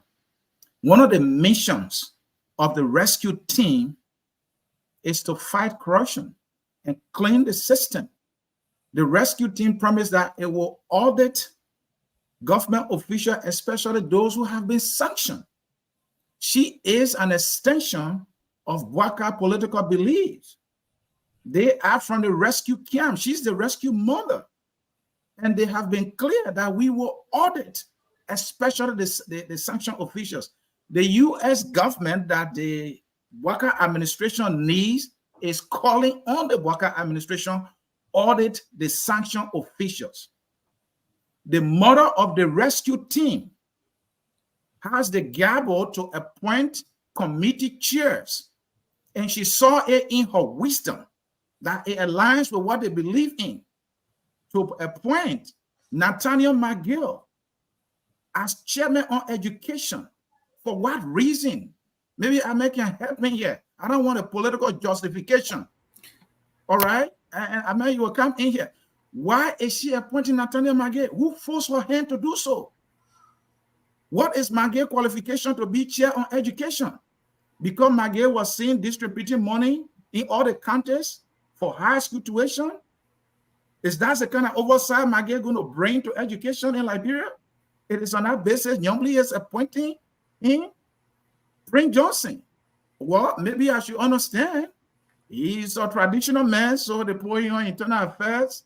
You know, he was huge in giving the victory to Joseph Boakai. And so now they have to pacify him and give him a pacifier for him to solve and be quiet. This is Liberia being butchered on the table. This is sad. We were not going to see anything different at the Senate. Nothing. Abache, my own senator for Grand Crew County, a sanctioned official. Now, you know, Pab Mokurin has said it better. This man now will be providing oversight when it comes to road construction. Boakai said no car will get stuck in the mud in 100 days. Now, Abache, who is being sanctioned, is the guy you have to have that conversation with.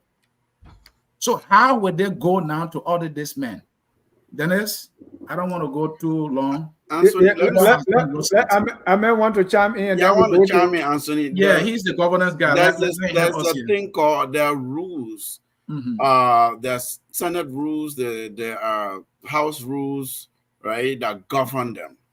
And if we're advocating for our country, our sovereignty, our institutions to build and be inclusive for due process, which that means somebody has to be treated fairly, whether in, you know, the different elements of what does that mean under the law, the Constitution, for someone to be treated fairly, until you found something on them that violates the rules, that violates the law, then you can hold them to that.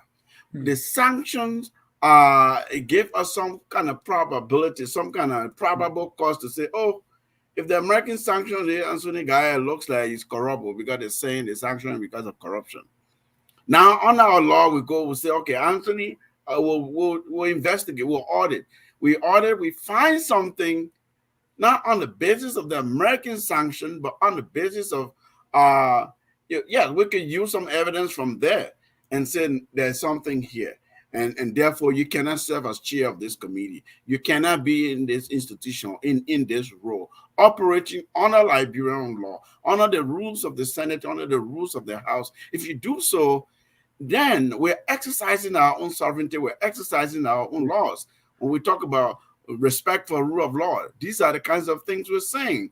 Of course, look, I'll be the last person to say somebody who is sanctioned, let them sit there. Right? That the Commissioner of Washington knows me. I've been human rights advocate for a long time. That I'm not going to encourage that. At the same time, I just want to be really careful about when a foreign country sanctions or impugns the character of your citizen based on allegations that they have documented, evidence they say they have.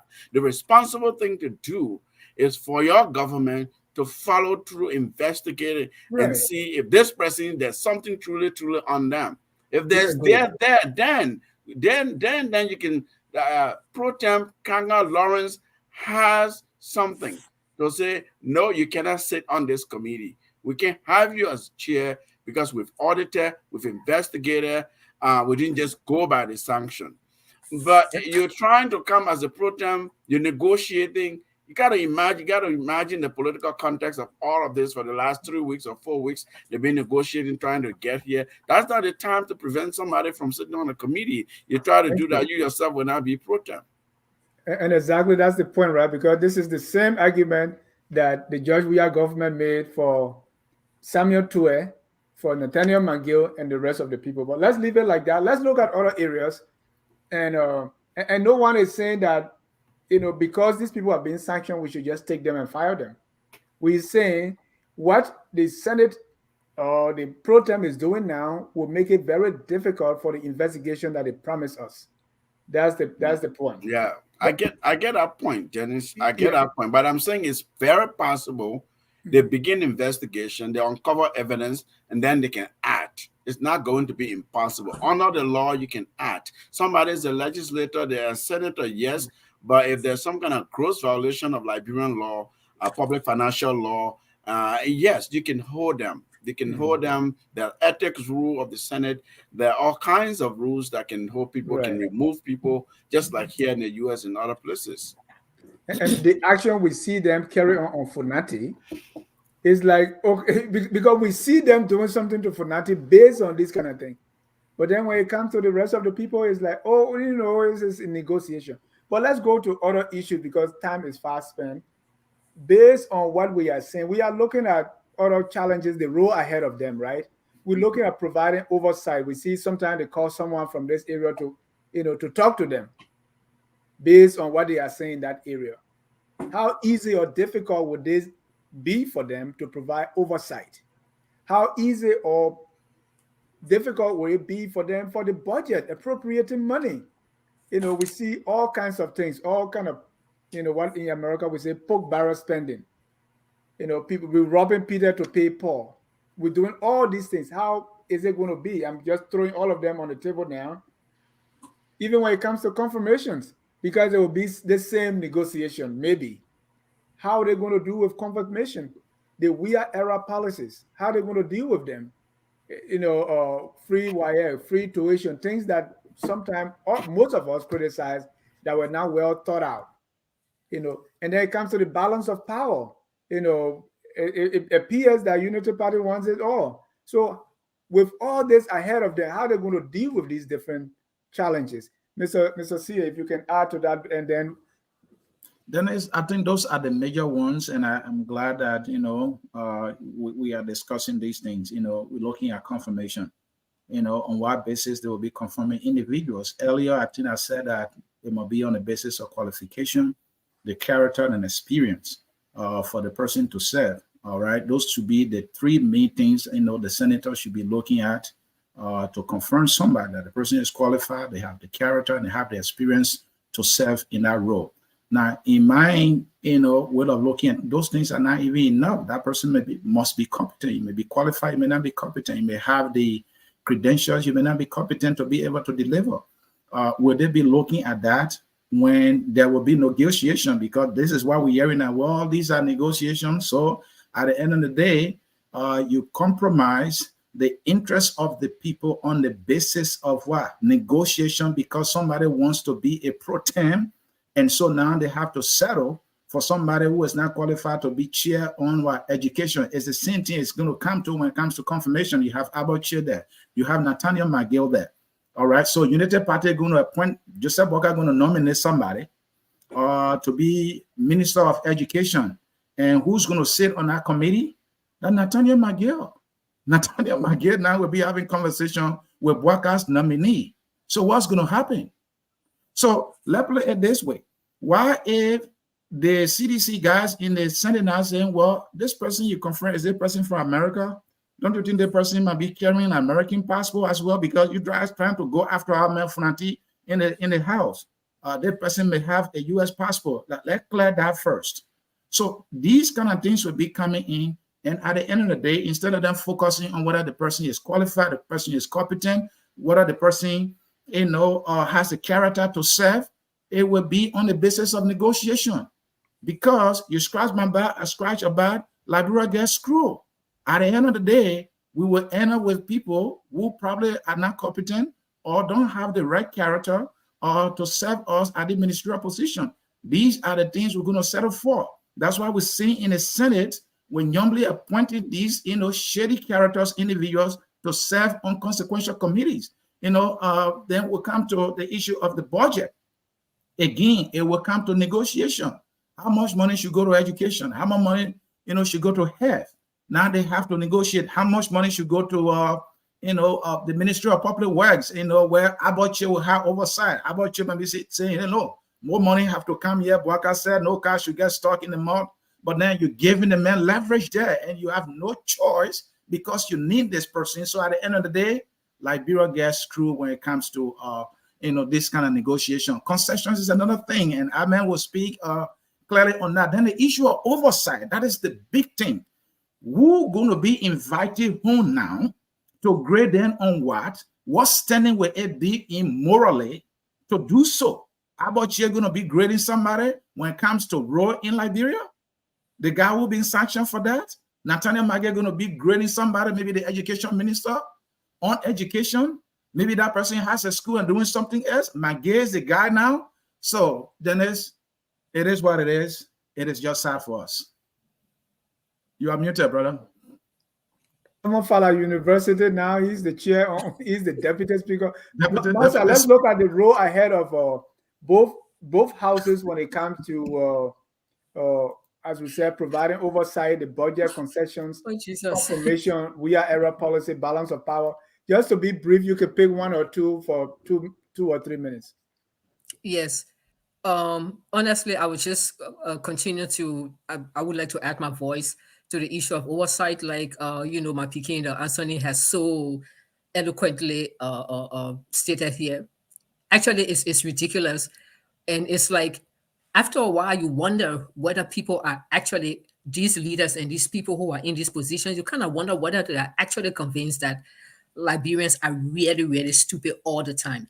You know how to say you can fool the people sometimes, you can fool everybody, but I think they've just reached that mindset because they've gotten away with this historically, fundamentally, forever and ever. And I keep saying it goes back to our immediate post-war era, when the guns were silent and when we were negotiating a new Liberia, all the things we need to see in a new Liberia.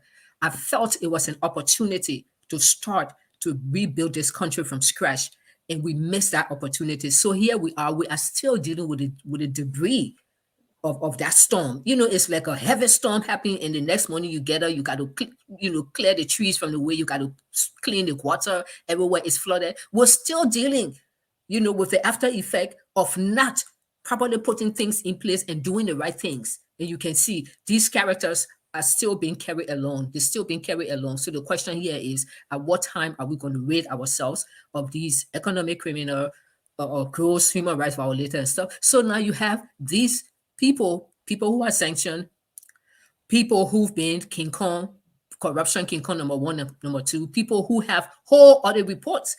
There's one of these individuals who is going to be oversight for one of the foreign, one of the international committee who has a whole other report on him. I have a copy of that other report in my archive somewhere in Liberia. A whole other report is on this individual. But this individual has filtered through every time, every legislative time, every election time filtered through. And these are the people we have. And this is what I'm saying. The hypocrisy is definitely thick. You can't even split it, with a sword or butcher's knife. So you will have like people go to the legislature for confirmation, and then you have some of these people actually asking you questions, and they love to shove it down your throat. They love for you to know that what you were out there criticizing us all the time. You think you're something, but you hear now, and are the same people who always holding people in contempt. because they think you don't respect them. So it will be very interesting to see how the oversight will go. This is why it's kind of because some of us will never get some of those jobs, because some of us will never survive the confirmation process. We'll never survive it. They will jail us. They will hold us in contempt and they will lock us up because we are not conformists. So it will be very interesting to see how the oversight will go. For me, I will diligently and I will be sucking up when it comes to the confirmation process. I will be following it very closely because it will be something to see. It's just business as usual. Nothing changed. It is just being elevated to the next level. It's business as usual. Mr. Padma. So after I watched the proceeding today with the Senate, my expectation is that confirmation will be negotiated, that a list will be put together, it will be passed around to the different committees behind the scene before people even appear for hearing, and people will make up their minds at the time. And say, okay, if you bring a person, okay, fine, we'll go with the person. They want it, we'll not go with the person. And I hope that's not the case, but that was the impression I got. What I will say is that there continues to be a very heightened interest and participation of the Liberian public in the Liberian politics.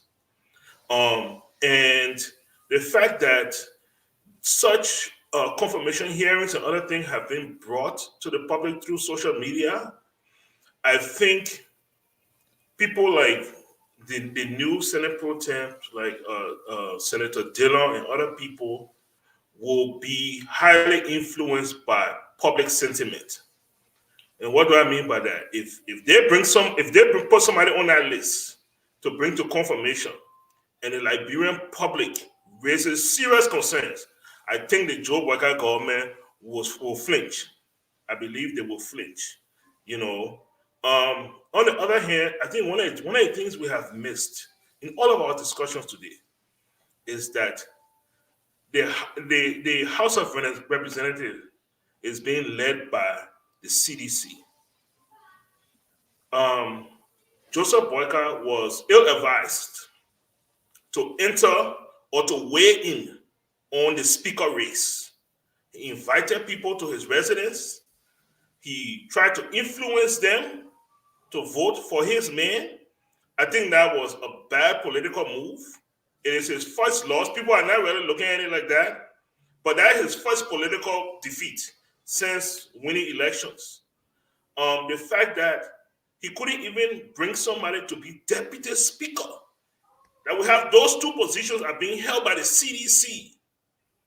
It tells me that in the House, the CDC is prepared to put up a very, very strong oppositional fight to Joseph Boyka agenda. And as we all know, as the Constitution says, all spending originates. Keyword, originates in the House. And so before he can even get to the Senate where he has sway, I think a lot of things will happen in the House that will really stifle this government. I'm right now at the point, I'm just waiting to see how they are even going to fund that 90-day pliable roads. Fonati has to bring that to the table or onto the floor. They need money to do those things. And that was a very, very strong point that he made. And everybody's going to be counting those days. I think we're going to see a lot of political fights in the House. And the fact that Joseph Boyka, a president-elect, weighed in on the House, and he still could not get a single win out there.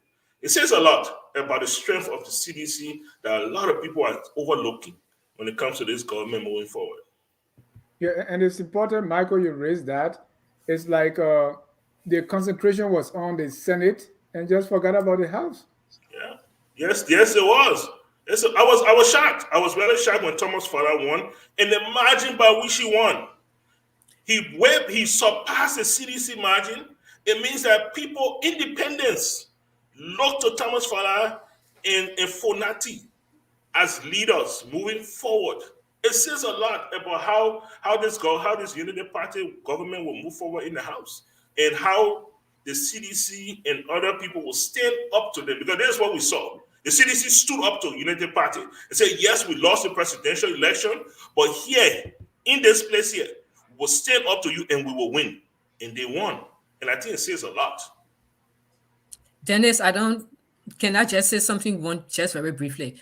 I mean, that's a very good point that Michael is making, but I really don't see any fundamental difference there. I don't really see how it's going to be different, because don't forget, we had the CDC for 6 years and we saw a lot of things come to play over there too. Don't forget, we had majority of the opposition, had a lot of the opposition in the House as well as the Senate. And for the fact that, just look at the way this Senate pro tem elections and situation has gone. You had key members of the CDC in terms of Chair and what his name, Sir Joseph and Miguel, and all these people actually lobbying for young people to get a vote. Now, I'm not saying I'm not against. I'm not saying it's a bad thing, but I'm just saying that at a point in time when people start to think about themselves, which is what it is. When people think about themselves and they put themselves first, they're going to make sure that, it works out for them. So the CDC having the House in terms of the speakership and also the deputy speaker speakership, I don't see any fundamental difference will make there, because it's just a matter of reaching some compromise.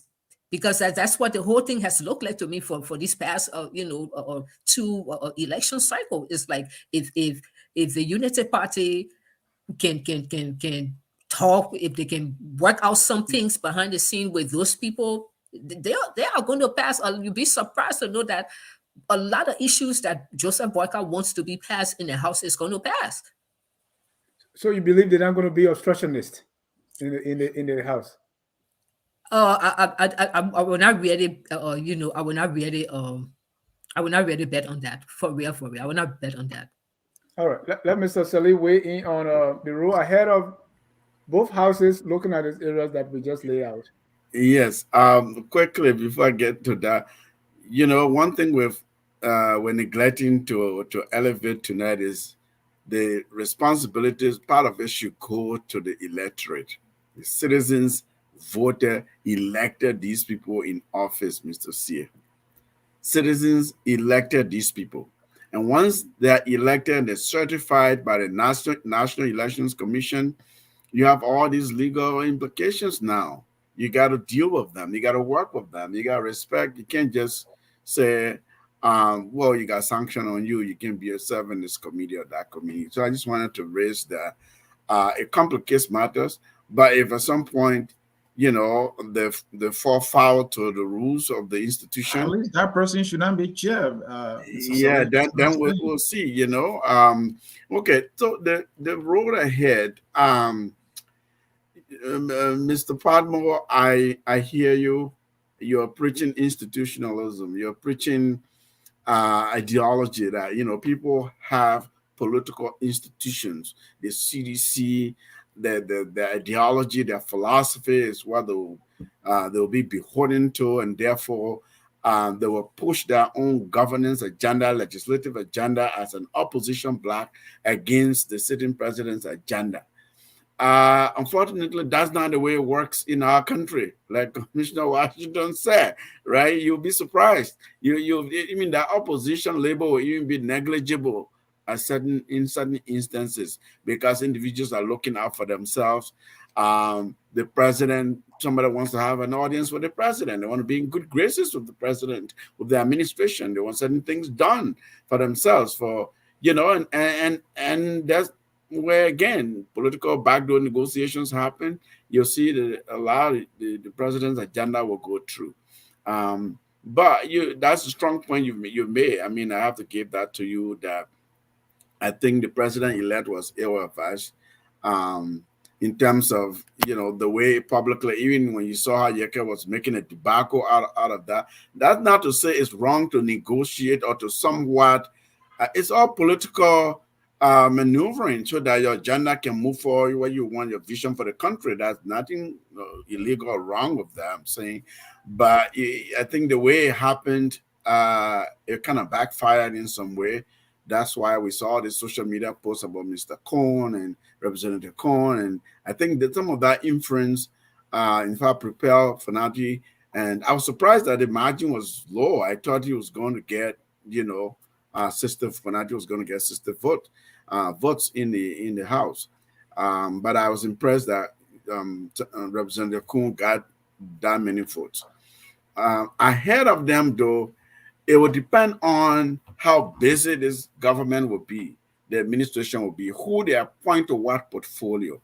To all your points that you've raised about confirmation implications, yes, these characters, these individuals will be heading these committees, and they will be responsible to work with the executive branch to ensure that roads are constructed, education is happening, health is happening, internal affairs is now transformed. The Local Government Act is implemented. It's now the Ministry of Local Government, so that the Ministry of Internal Affairs is responsible for the poverty reduction of citizens in the rural parts of the country. All of those reforms will be under the leadership of these individuals we're talking about here. In terms of confirmation, yes, you're looking at the Constitution says consent. What is it? Consent and advice. Mm-hmm. So to do that, if you have a strong, legislature, you have these senators, staff in their office investigating, doing the research on these nominees, verifying information. It's not just about that academic credential. It's about suitability. Like you were saying, Ansony, does this person have the competence? You can have academic credential. A society where, people pay people to write papers for them, write a thesis and things like that. Somebody can have the credential. Liberia is a credential-based society. It's not a society that focuses on merit and competence so much. So if the Senate is so strong, they'll be investigating suitability. They look at integrity, moral issues. They're looking at competence. Do they rely on their resume? Do they have the experience? Do they have the right temperament? Can this person serve this office? Do they understand the statutory responsibility of this office? Those kinds of scrutiny. If they are really strong, that's what I'll be looking for. But, negotiations will happen behind the scenes and brown envelopes and things like that, and people will pass like nothing happened. Okay. But if they start some committees now, there are different committees, right? Somebody comes from foreign affairs, somebody comes from education, someone's from internal affairs and finance. The finance starts to hold people. They say, well, this finance minister designate, we got to look at this, look at that. And to the extent that the president has to withdraw nomination, re-nominate somebody, then now you see tables are shaking there. Now there's fire coming out of the smoke, right? It might move other committee heads to begin to be critical, to look at people closely. If that happens, it will really garner some hope and enthusiasm. We can only hope, but I can't bet on it. Right. And then there's 30 seconds here quickly, if you don't mind. I know we don't have time. We have to go to the colors here. The issue of budget. For the most part, for a few years now, the pro tem budget has been around 2 million. So it's the same with the speaker.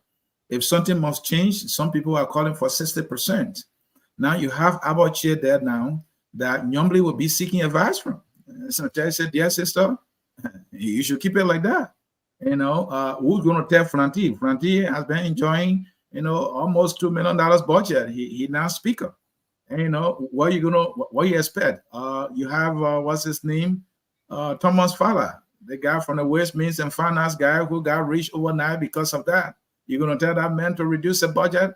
I don't see how that's gonna happen. But again, we are looking to see where they are committing more funds to things like education and healthcare, and reducing the purse of lawmakers. But with these characters we have, the likes of Prince Johnson, Mantani Mange, that used to big money, they 12, where they vote to cut their own budget, where they vote, to reduce their allowances, well, your guess might be as good as mine, Dennis. And also, we are era policies.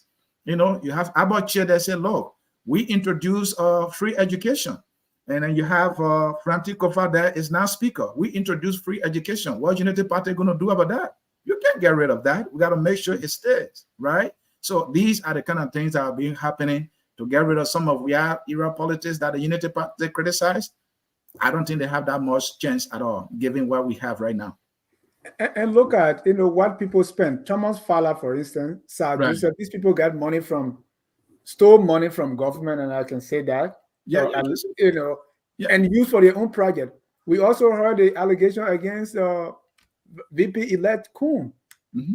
So now, people, you have your schools, you have your school, and you are education minister. You have clinics, you are health minister, and then you take money from that budget and put it there. Do we expect these to stop or continue? Mr. Mr. Selly, you say you are hoping.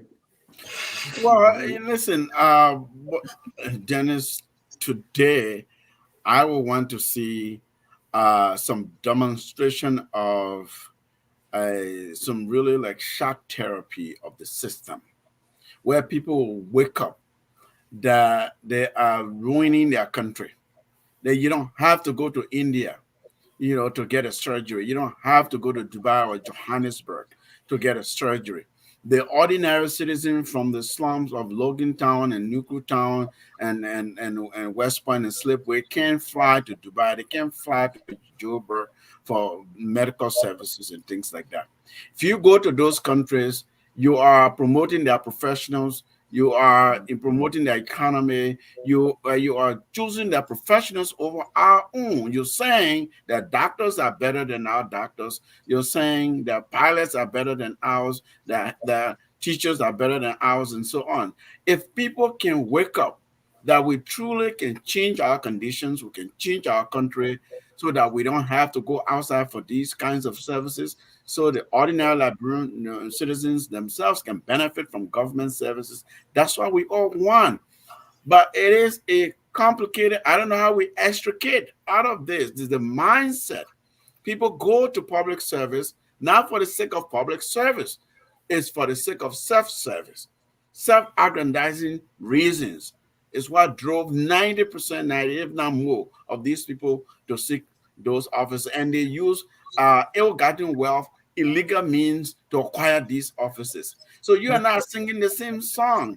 When Thank I say you. I'm hopeful, I just don't see how that mindset change will happen quickly. And Master, before we bring in our callers here, uh, long before the elections, we heard that President-elect Boakai, people accusing him say he can dance with the devil. And so they choosing the picking of Senator Jeremiah Cohn and his godfather, Prince Johnson, was one demonstration of dancing with the devil. Now we see the same dances or the same strokes continue in the Senate and now in the. Can we say that President Boakai hands are clean from this? Or this is exactly what we expect to see in the Boakai government to continue to dance with the devil? I mean, oh, this is exactly what we expect to see because, our people have a parlance that says, if someone show you themselves, you better, you better believe, believe it, believe who they are. So if you have someone who presented a situation of desperation and stated publicly, I'm prepared to dance with the devil. I don't think that was just a figurative, that was not just a figurative comment, or within the euphoria of the moment. That was a serious comment because you saw how far they went with this. Boyka said it was his dream to be president, and that was the last thing he wanted to achieve on this earth. And he was willing to go the length and breadth, and it did happen. So I think that what it did was that it psychologically and mentally set the stage for all of this that is happening now. So if you are a leader, your people are paying attention to you, they're listening to you, they're watching your actions. So that statement is a form of is a form of policy. It's a form of policy because we don't know. Following that statement, we don't know all of the discussions that took place behind closed doors to actualize that statement. I mean, we saw some of it in actualization, but so it's a form of it's a policy statement. It's a verbal policy statement, and you can see how it's going.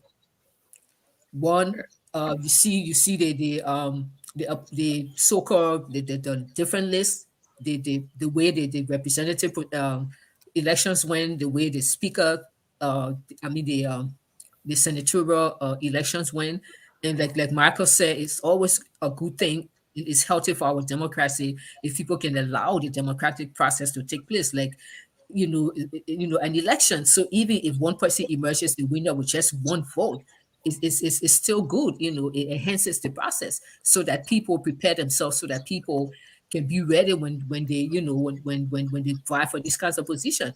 But it was white ballot, that white ballot reminiscent of the social one, social all era. So it's the same thing, nothing's changed. So what we're saying is actually a manifestation of what I think the boycott government is going to look like in the early stages. Is set the tune.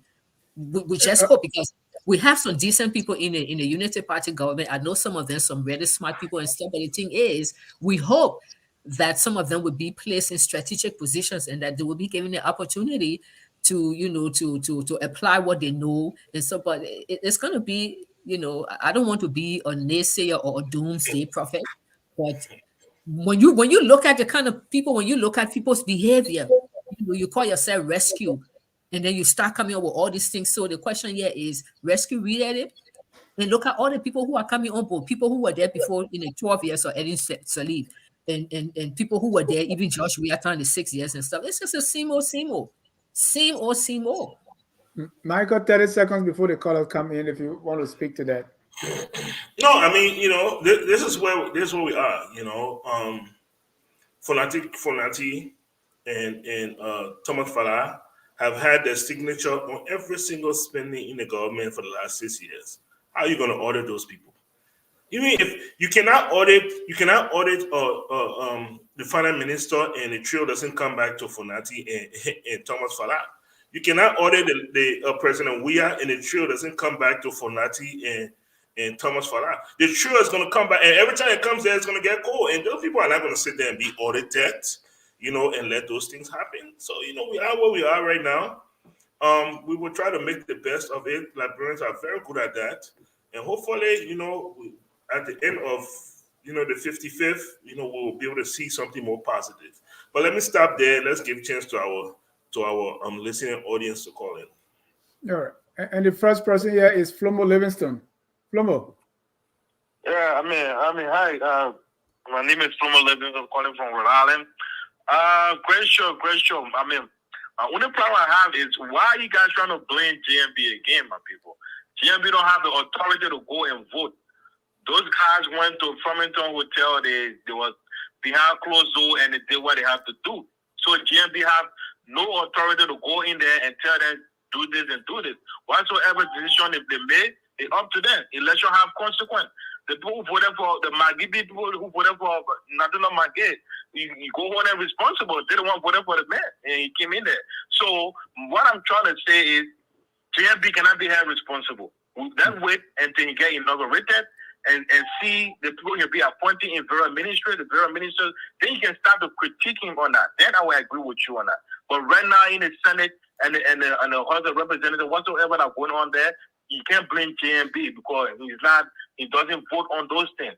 He can give his opinion who he want to be the Senate. The Senate project which we already have. The House, we lost that. That's okay. That's all part of democracy. People win, you win and lose some. Hopefully, we took what is named Fonadi Cooper to court, which is, I support that 100%. Look, the law, we have to follow the law, the Constitution. We can't be selective. You can't say, oh, this one's against us, then we shouldn't pursue that. Oh, this one is okay, then we should go with it. No, we can't be selective when it comes to the law. The law is blind. We have to follow it. We take it to court. If they don't find him guilty, that's fine. He can't right back and hold his position. When he find guilty, then he can be removed. And we'll make sure he shouldn't stay at that position. We want, what is name, Richard Kuhn to be in there. And we'll do everything possible legally to try to remove him. Right. Thank you. Thank you. If Funati leave, now it's 31 to 36. If Funati leave, it will only be 31 to 34. but that's okay. That one we'll have new election. So we'll have new election. And one more thing, if I can go, the executive have more power in Liberia because they created most the finance whatsoever.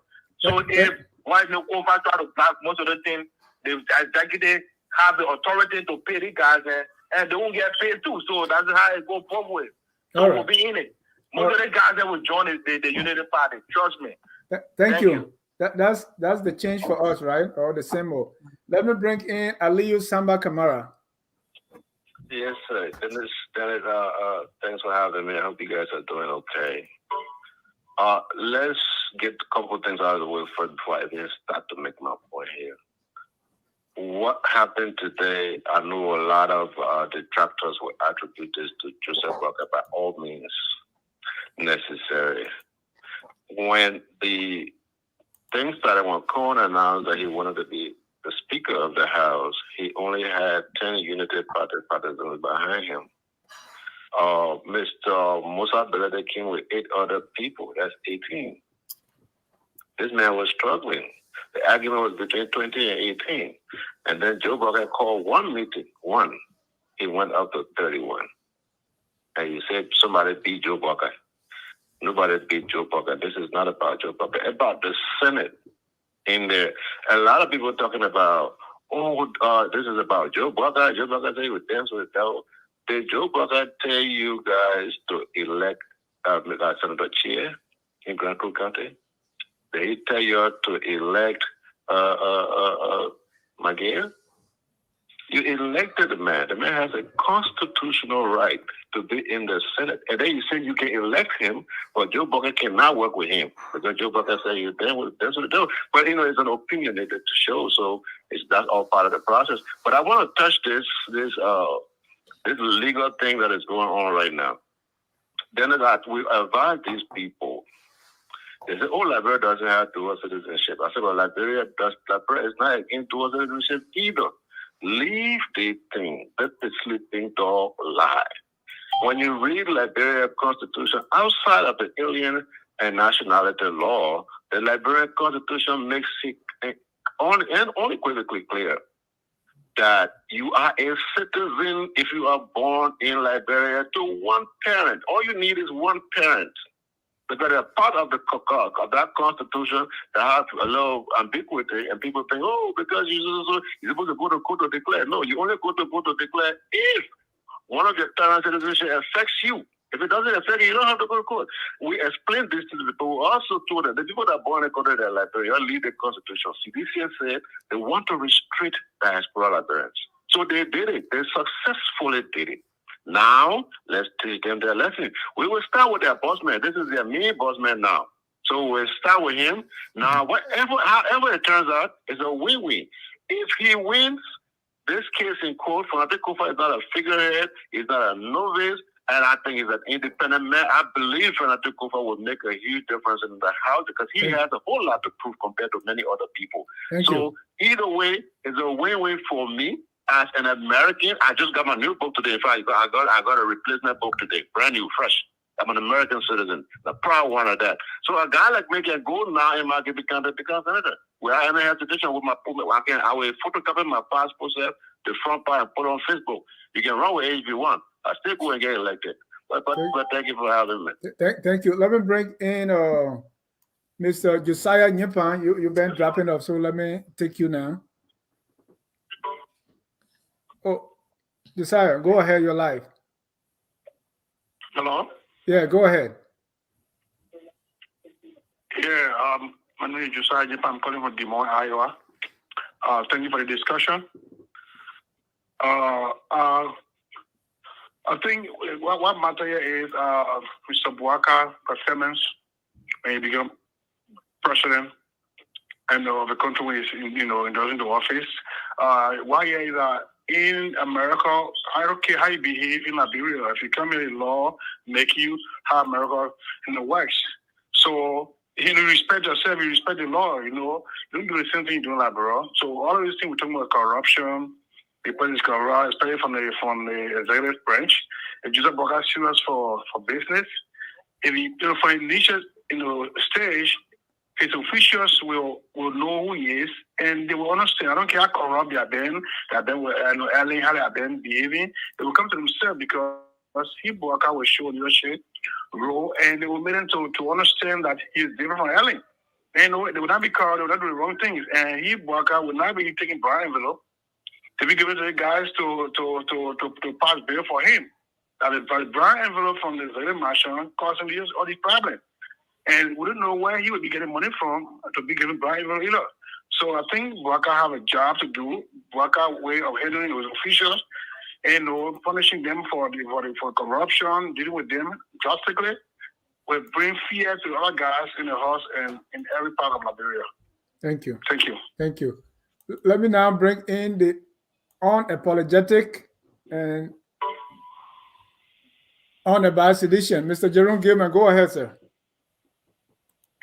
Thank you very much, Dennis, and beautiful panelists. I just wanted to remind you a few things. First of all, today was a great day for the CDC. Mr. Padmore had it right.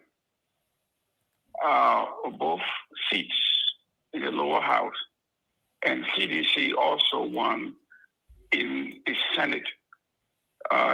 Senator Nyobli Kanga did not have the vote. Remember, during the election, I was right on this panel, and I told you, the Liberian people gave a United Party one seat in the Senate, one. The CDC, 6. That tells you that the folks have no confidence in the United Party. For Nyobli Kanga to have been elected, that means Besoga Sile would have to withdraw. And for Besoga to have withdrawn to give Nyobli Kanga the vote that she needs, she had to do it on the terms of the CDC. And that was, if we are going to withdraw, everybody will have to be elected on a white ballot. She is desperate. She wanted the position. She had no choice but to acquiesce. So as it stands, CDC is basically running both houses. This is good for our governance. This is good for our democracy. Now, for the first time, young men and women in the House stood up to the executive with a brown envelope, $25,000, $5,000, whatever it may have been. These young men and women said, listen, we have our own money. $25,000 is not enough, or even can sway us. For the first time, I have heard that people turn down money for their own conviction. So this is fine. So what's going to happen now going to be, everything has to be negotiated from the executive to both houses. So we may have a true democracy where people are now negotiating issues. This may be good for our government. And I think this is what we have been fighting for. For those who wanted everything shut down, I was told because the rescue train was in town. We told you this train was going to derail, and it has derailed massively. Thank you very much. Thank you. Let me bring Mr. Elvis Morris. You will be the last caller. Go ahead, Elvis. Yeah, thank you. Thank you for having me, and hello to the panelists.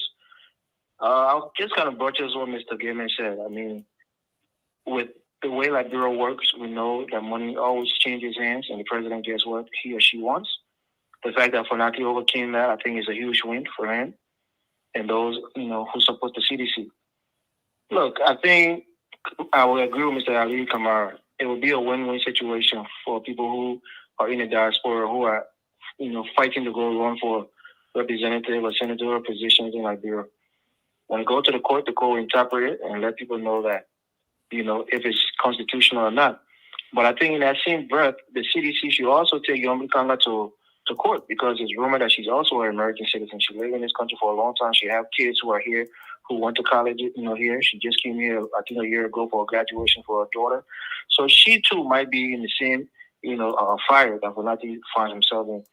But for me, I think overall, I really wanted Joseph Boakai to get both houses, so that when he feels as a president, he has no excuse. I think, Mr. Jai, you mentioned if the CDC is going to be obstructionist. I don't think they should even have that simmer of hope to blame CDC for being obstructionist, to say, oh, we wanted to do this, but the speaker refused to pass it. We wanted to do this, and the speaker refused to hear it.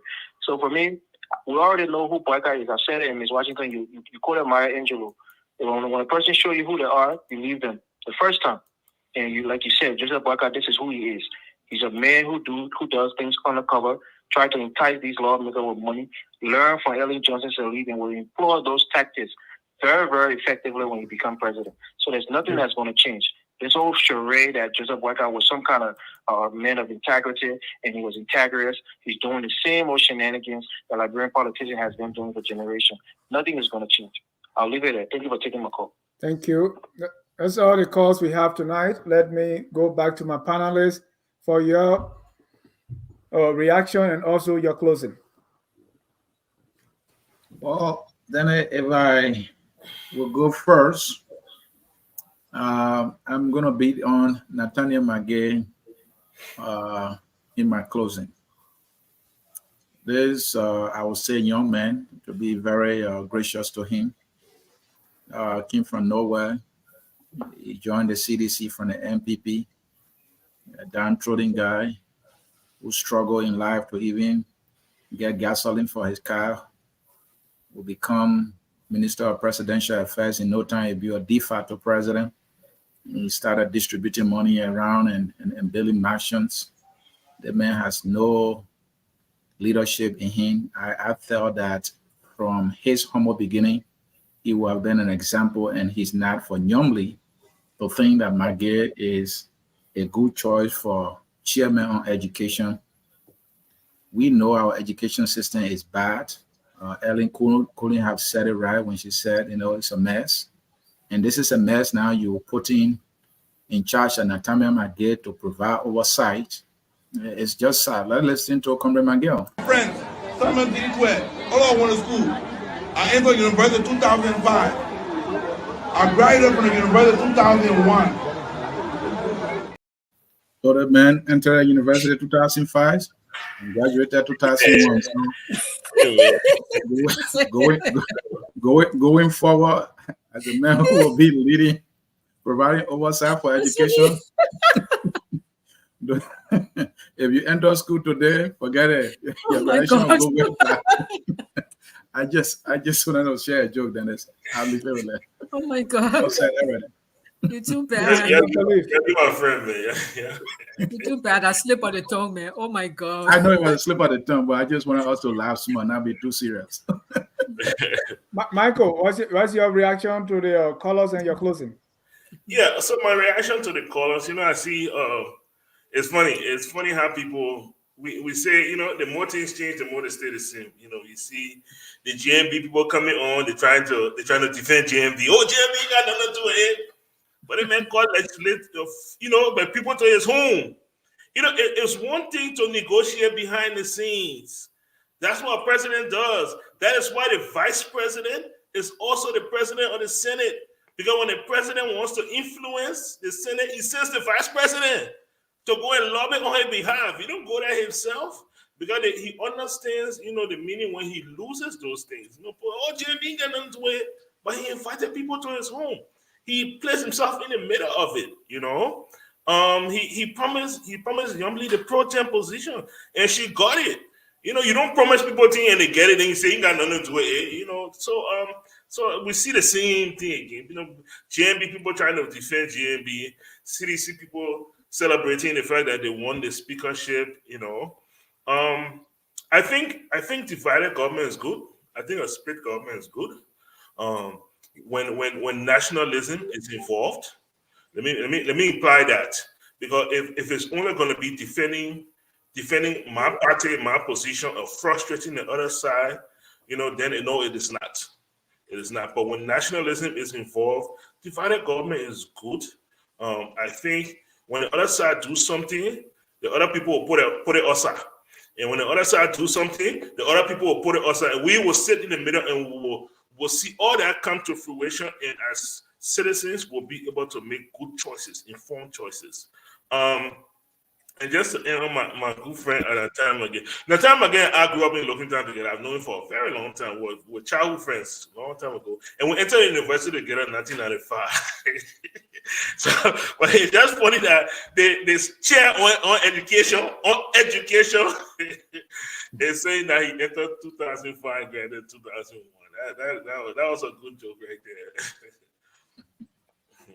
But yeah, but to close, look. We are troubled. We are troubled because we have high expectations for this government. Liberia has struggled for a long time. I'm almost 50 years old. My entire life, my country has struggled. You know, it bothers me. It bothers me that, you know, that in my lifetime, will we see us turn the corner, you know, and for once do something good. And we've been observing the AFCON celebrations, and I follow how Liberians are mesmerized by their avoidance, the stadiums they have, the streets, you know, the cities.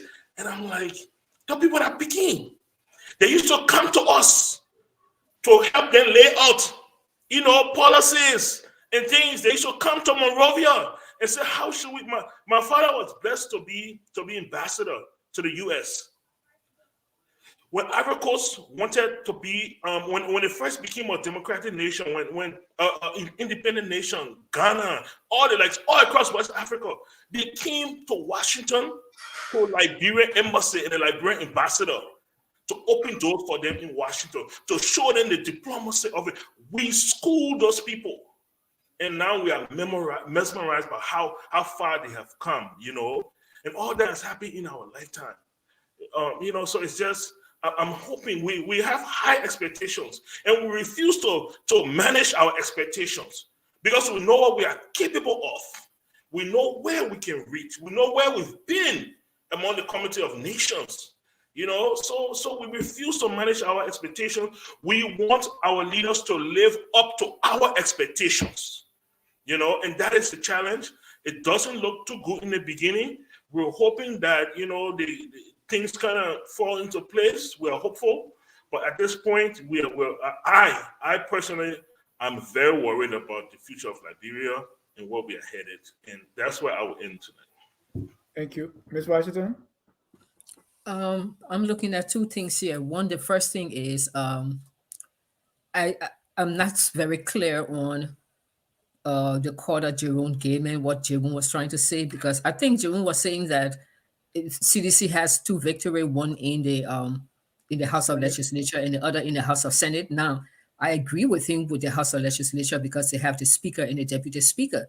But with the House of Senate, I don't know how he's terming that as a victory, because you have the Vice President, Jeremiah Cohn, who is going to definitely be the President of the Senate, and you have the Senate Pro Tem, Yomvi Kanga, who is part of that same rescue team as Jeremiah Cohn. And what you have here is token positions with these different committees, where you have people like Abochia and all these other people who could not really stand up to the rescue team to say, no, we want a balance of power. No, we don't want a one party governing the entire governance system. You know, they couldn't stand up. They buckled, they buckled in so very quickly. Abochia was lobbying, for Youngly and stuff like that. So I don't understand how Jerome Gayman is interpreting this as a victory for them. Maybe he's seeing something that we don't see, because we know the way Liberian power plays out is that the winner takes it all. Once that person becomes president, no matter what coalition they have, the president, all power goes to that president. So the Senate Pro Tem position, Youngly is Senate Pro Tem, and she has Dayland, she has Jeremiah Koo and the rest of them. After a while, if they don't need Abochia, they don't need the rest of them because they're already in the driver's seat. I just wanted to make that correction. And then my final thought here is that I think based upon what I'm seeing so very early on, it's just going to be a business as usual. Nothing is going to change, even though it is still very early. And we're hoping that people will prove us wrong because we want the best for Liberia. We think we all love Liberia. But then the thing is, if people are showing you so very early on the same games, the same shenanigans behind the scene, the same machination, all of that. So what do you think that people like us who've been watching this thing, like I said, we've seen this movie before. It's just part 3. We've seen this movie before.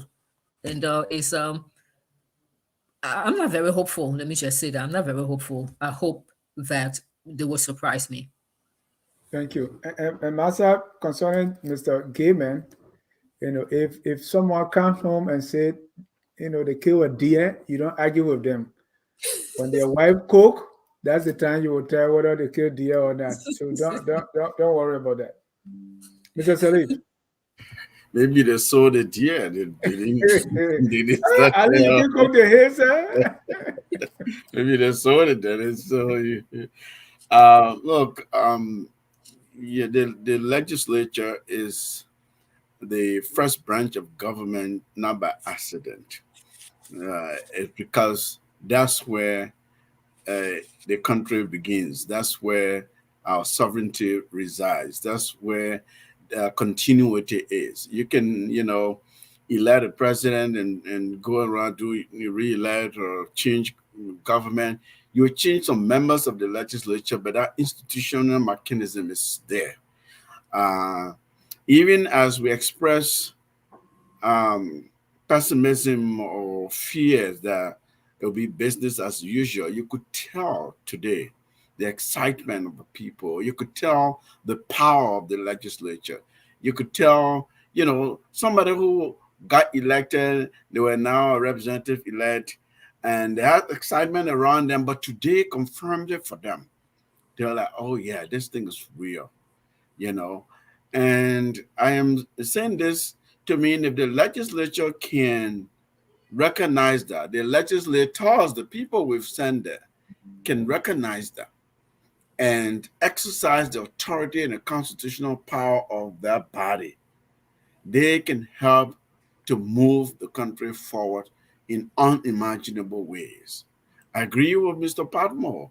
Liberia was at every major table in Africa and internationally, the founding of the United Nations. We always talk about the famous Sanikole meeting, the Organization of African Unity, ECOWAS, and organizations and institutions older than that, international bodies. Liberia has been one country on that continent that taught other people how to do business, how to run the government, how to do international relations, how to do international political economy.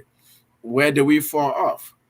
That is the question that still we haven't answered, because we are in a place where, if we're not careful, it'll be difficult to get out of, because of that mindset, that mentality that you go in government, you go to get rich, you go for yourself. And people don't stop to say, okay, wait a minute, this country, we could do it better. And we're capable of doing it better. We have capable and competent Liberians, both at home and abroad, that can really help to drive the country forward. So as a matter of responsible citizenship, I want to be hopeful. But at the same time, I'm fearful of this mindset controlling us and just taking over as it has always done.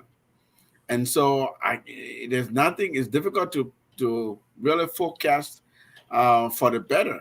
One can only hope, and one hopes to be pleasantly surprised by changes and, by sort of a demonstration of patriotism and systemic changes that will benefit the people.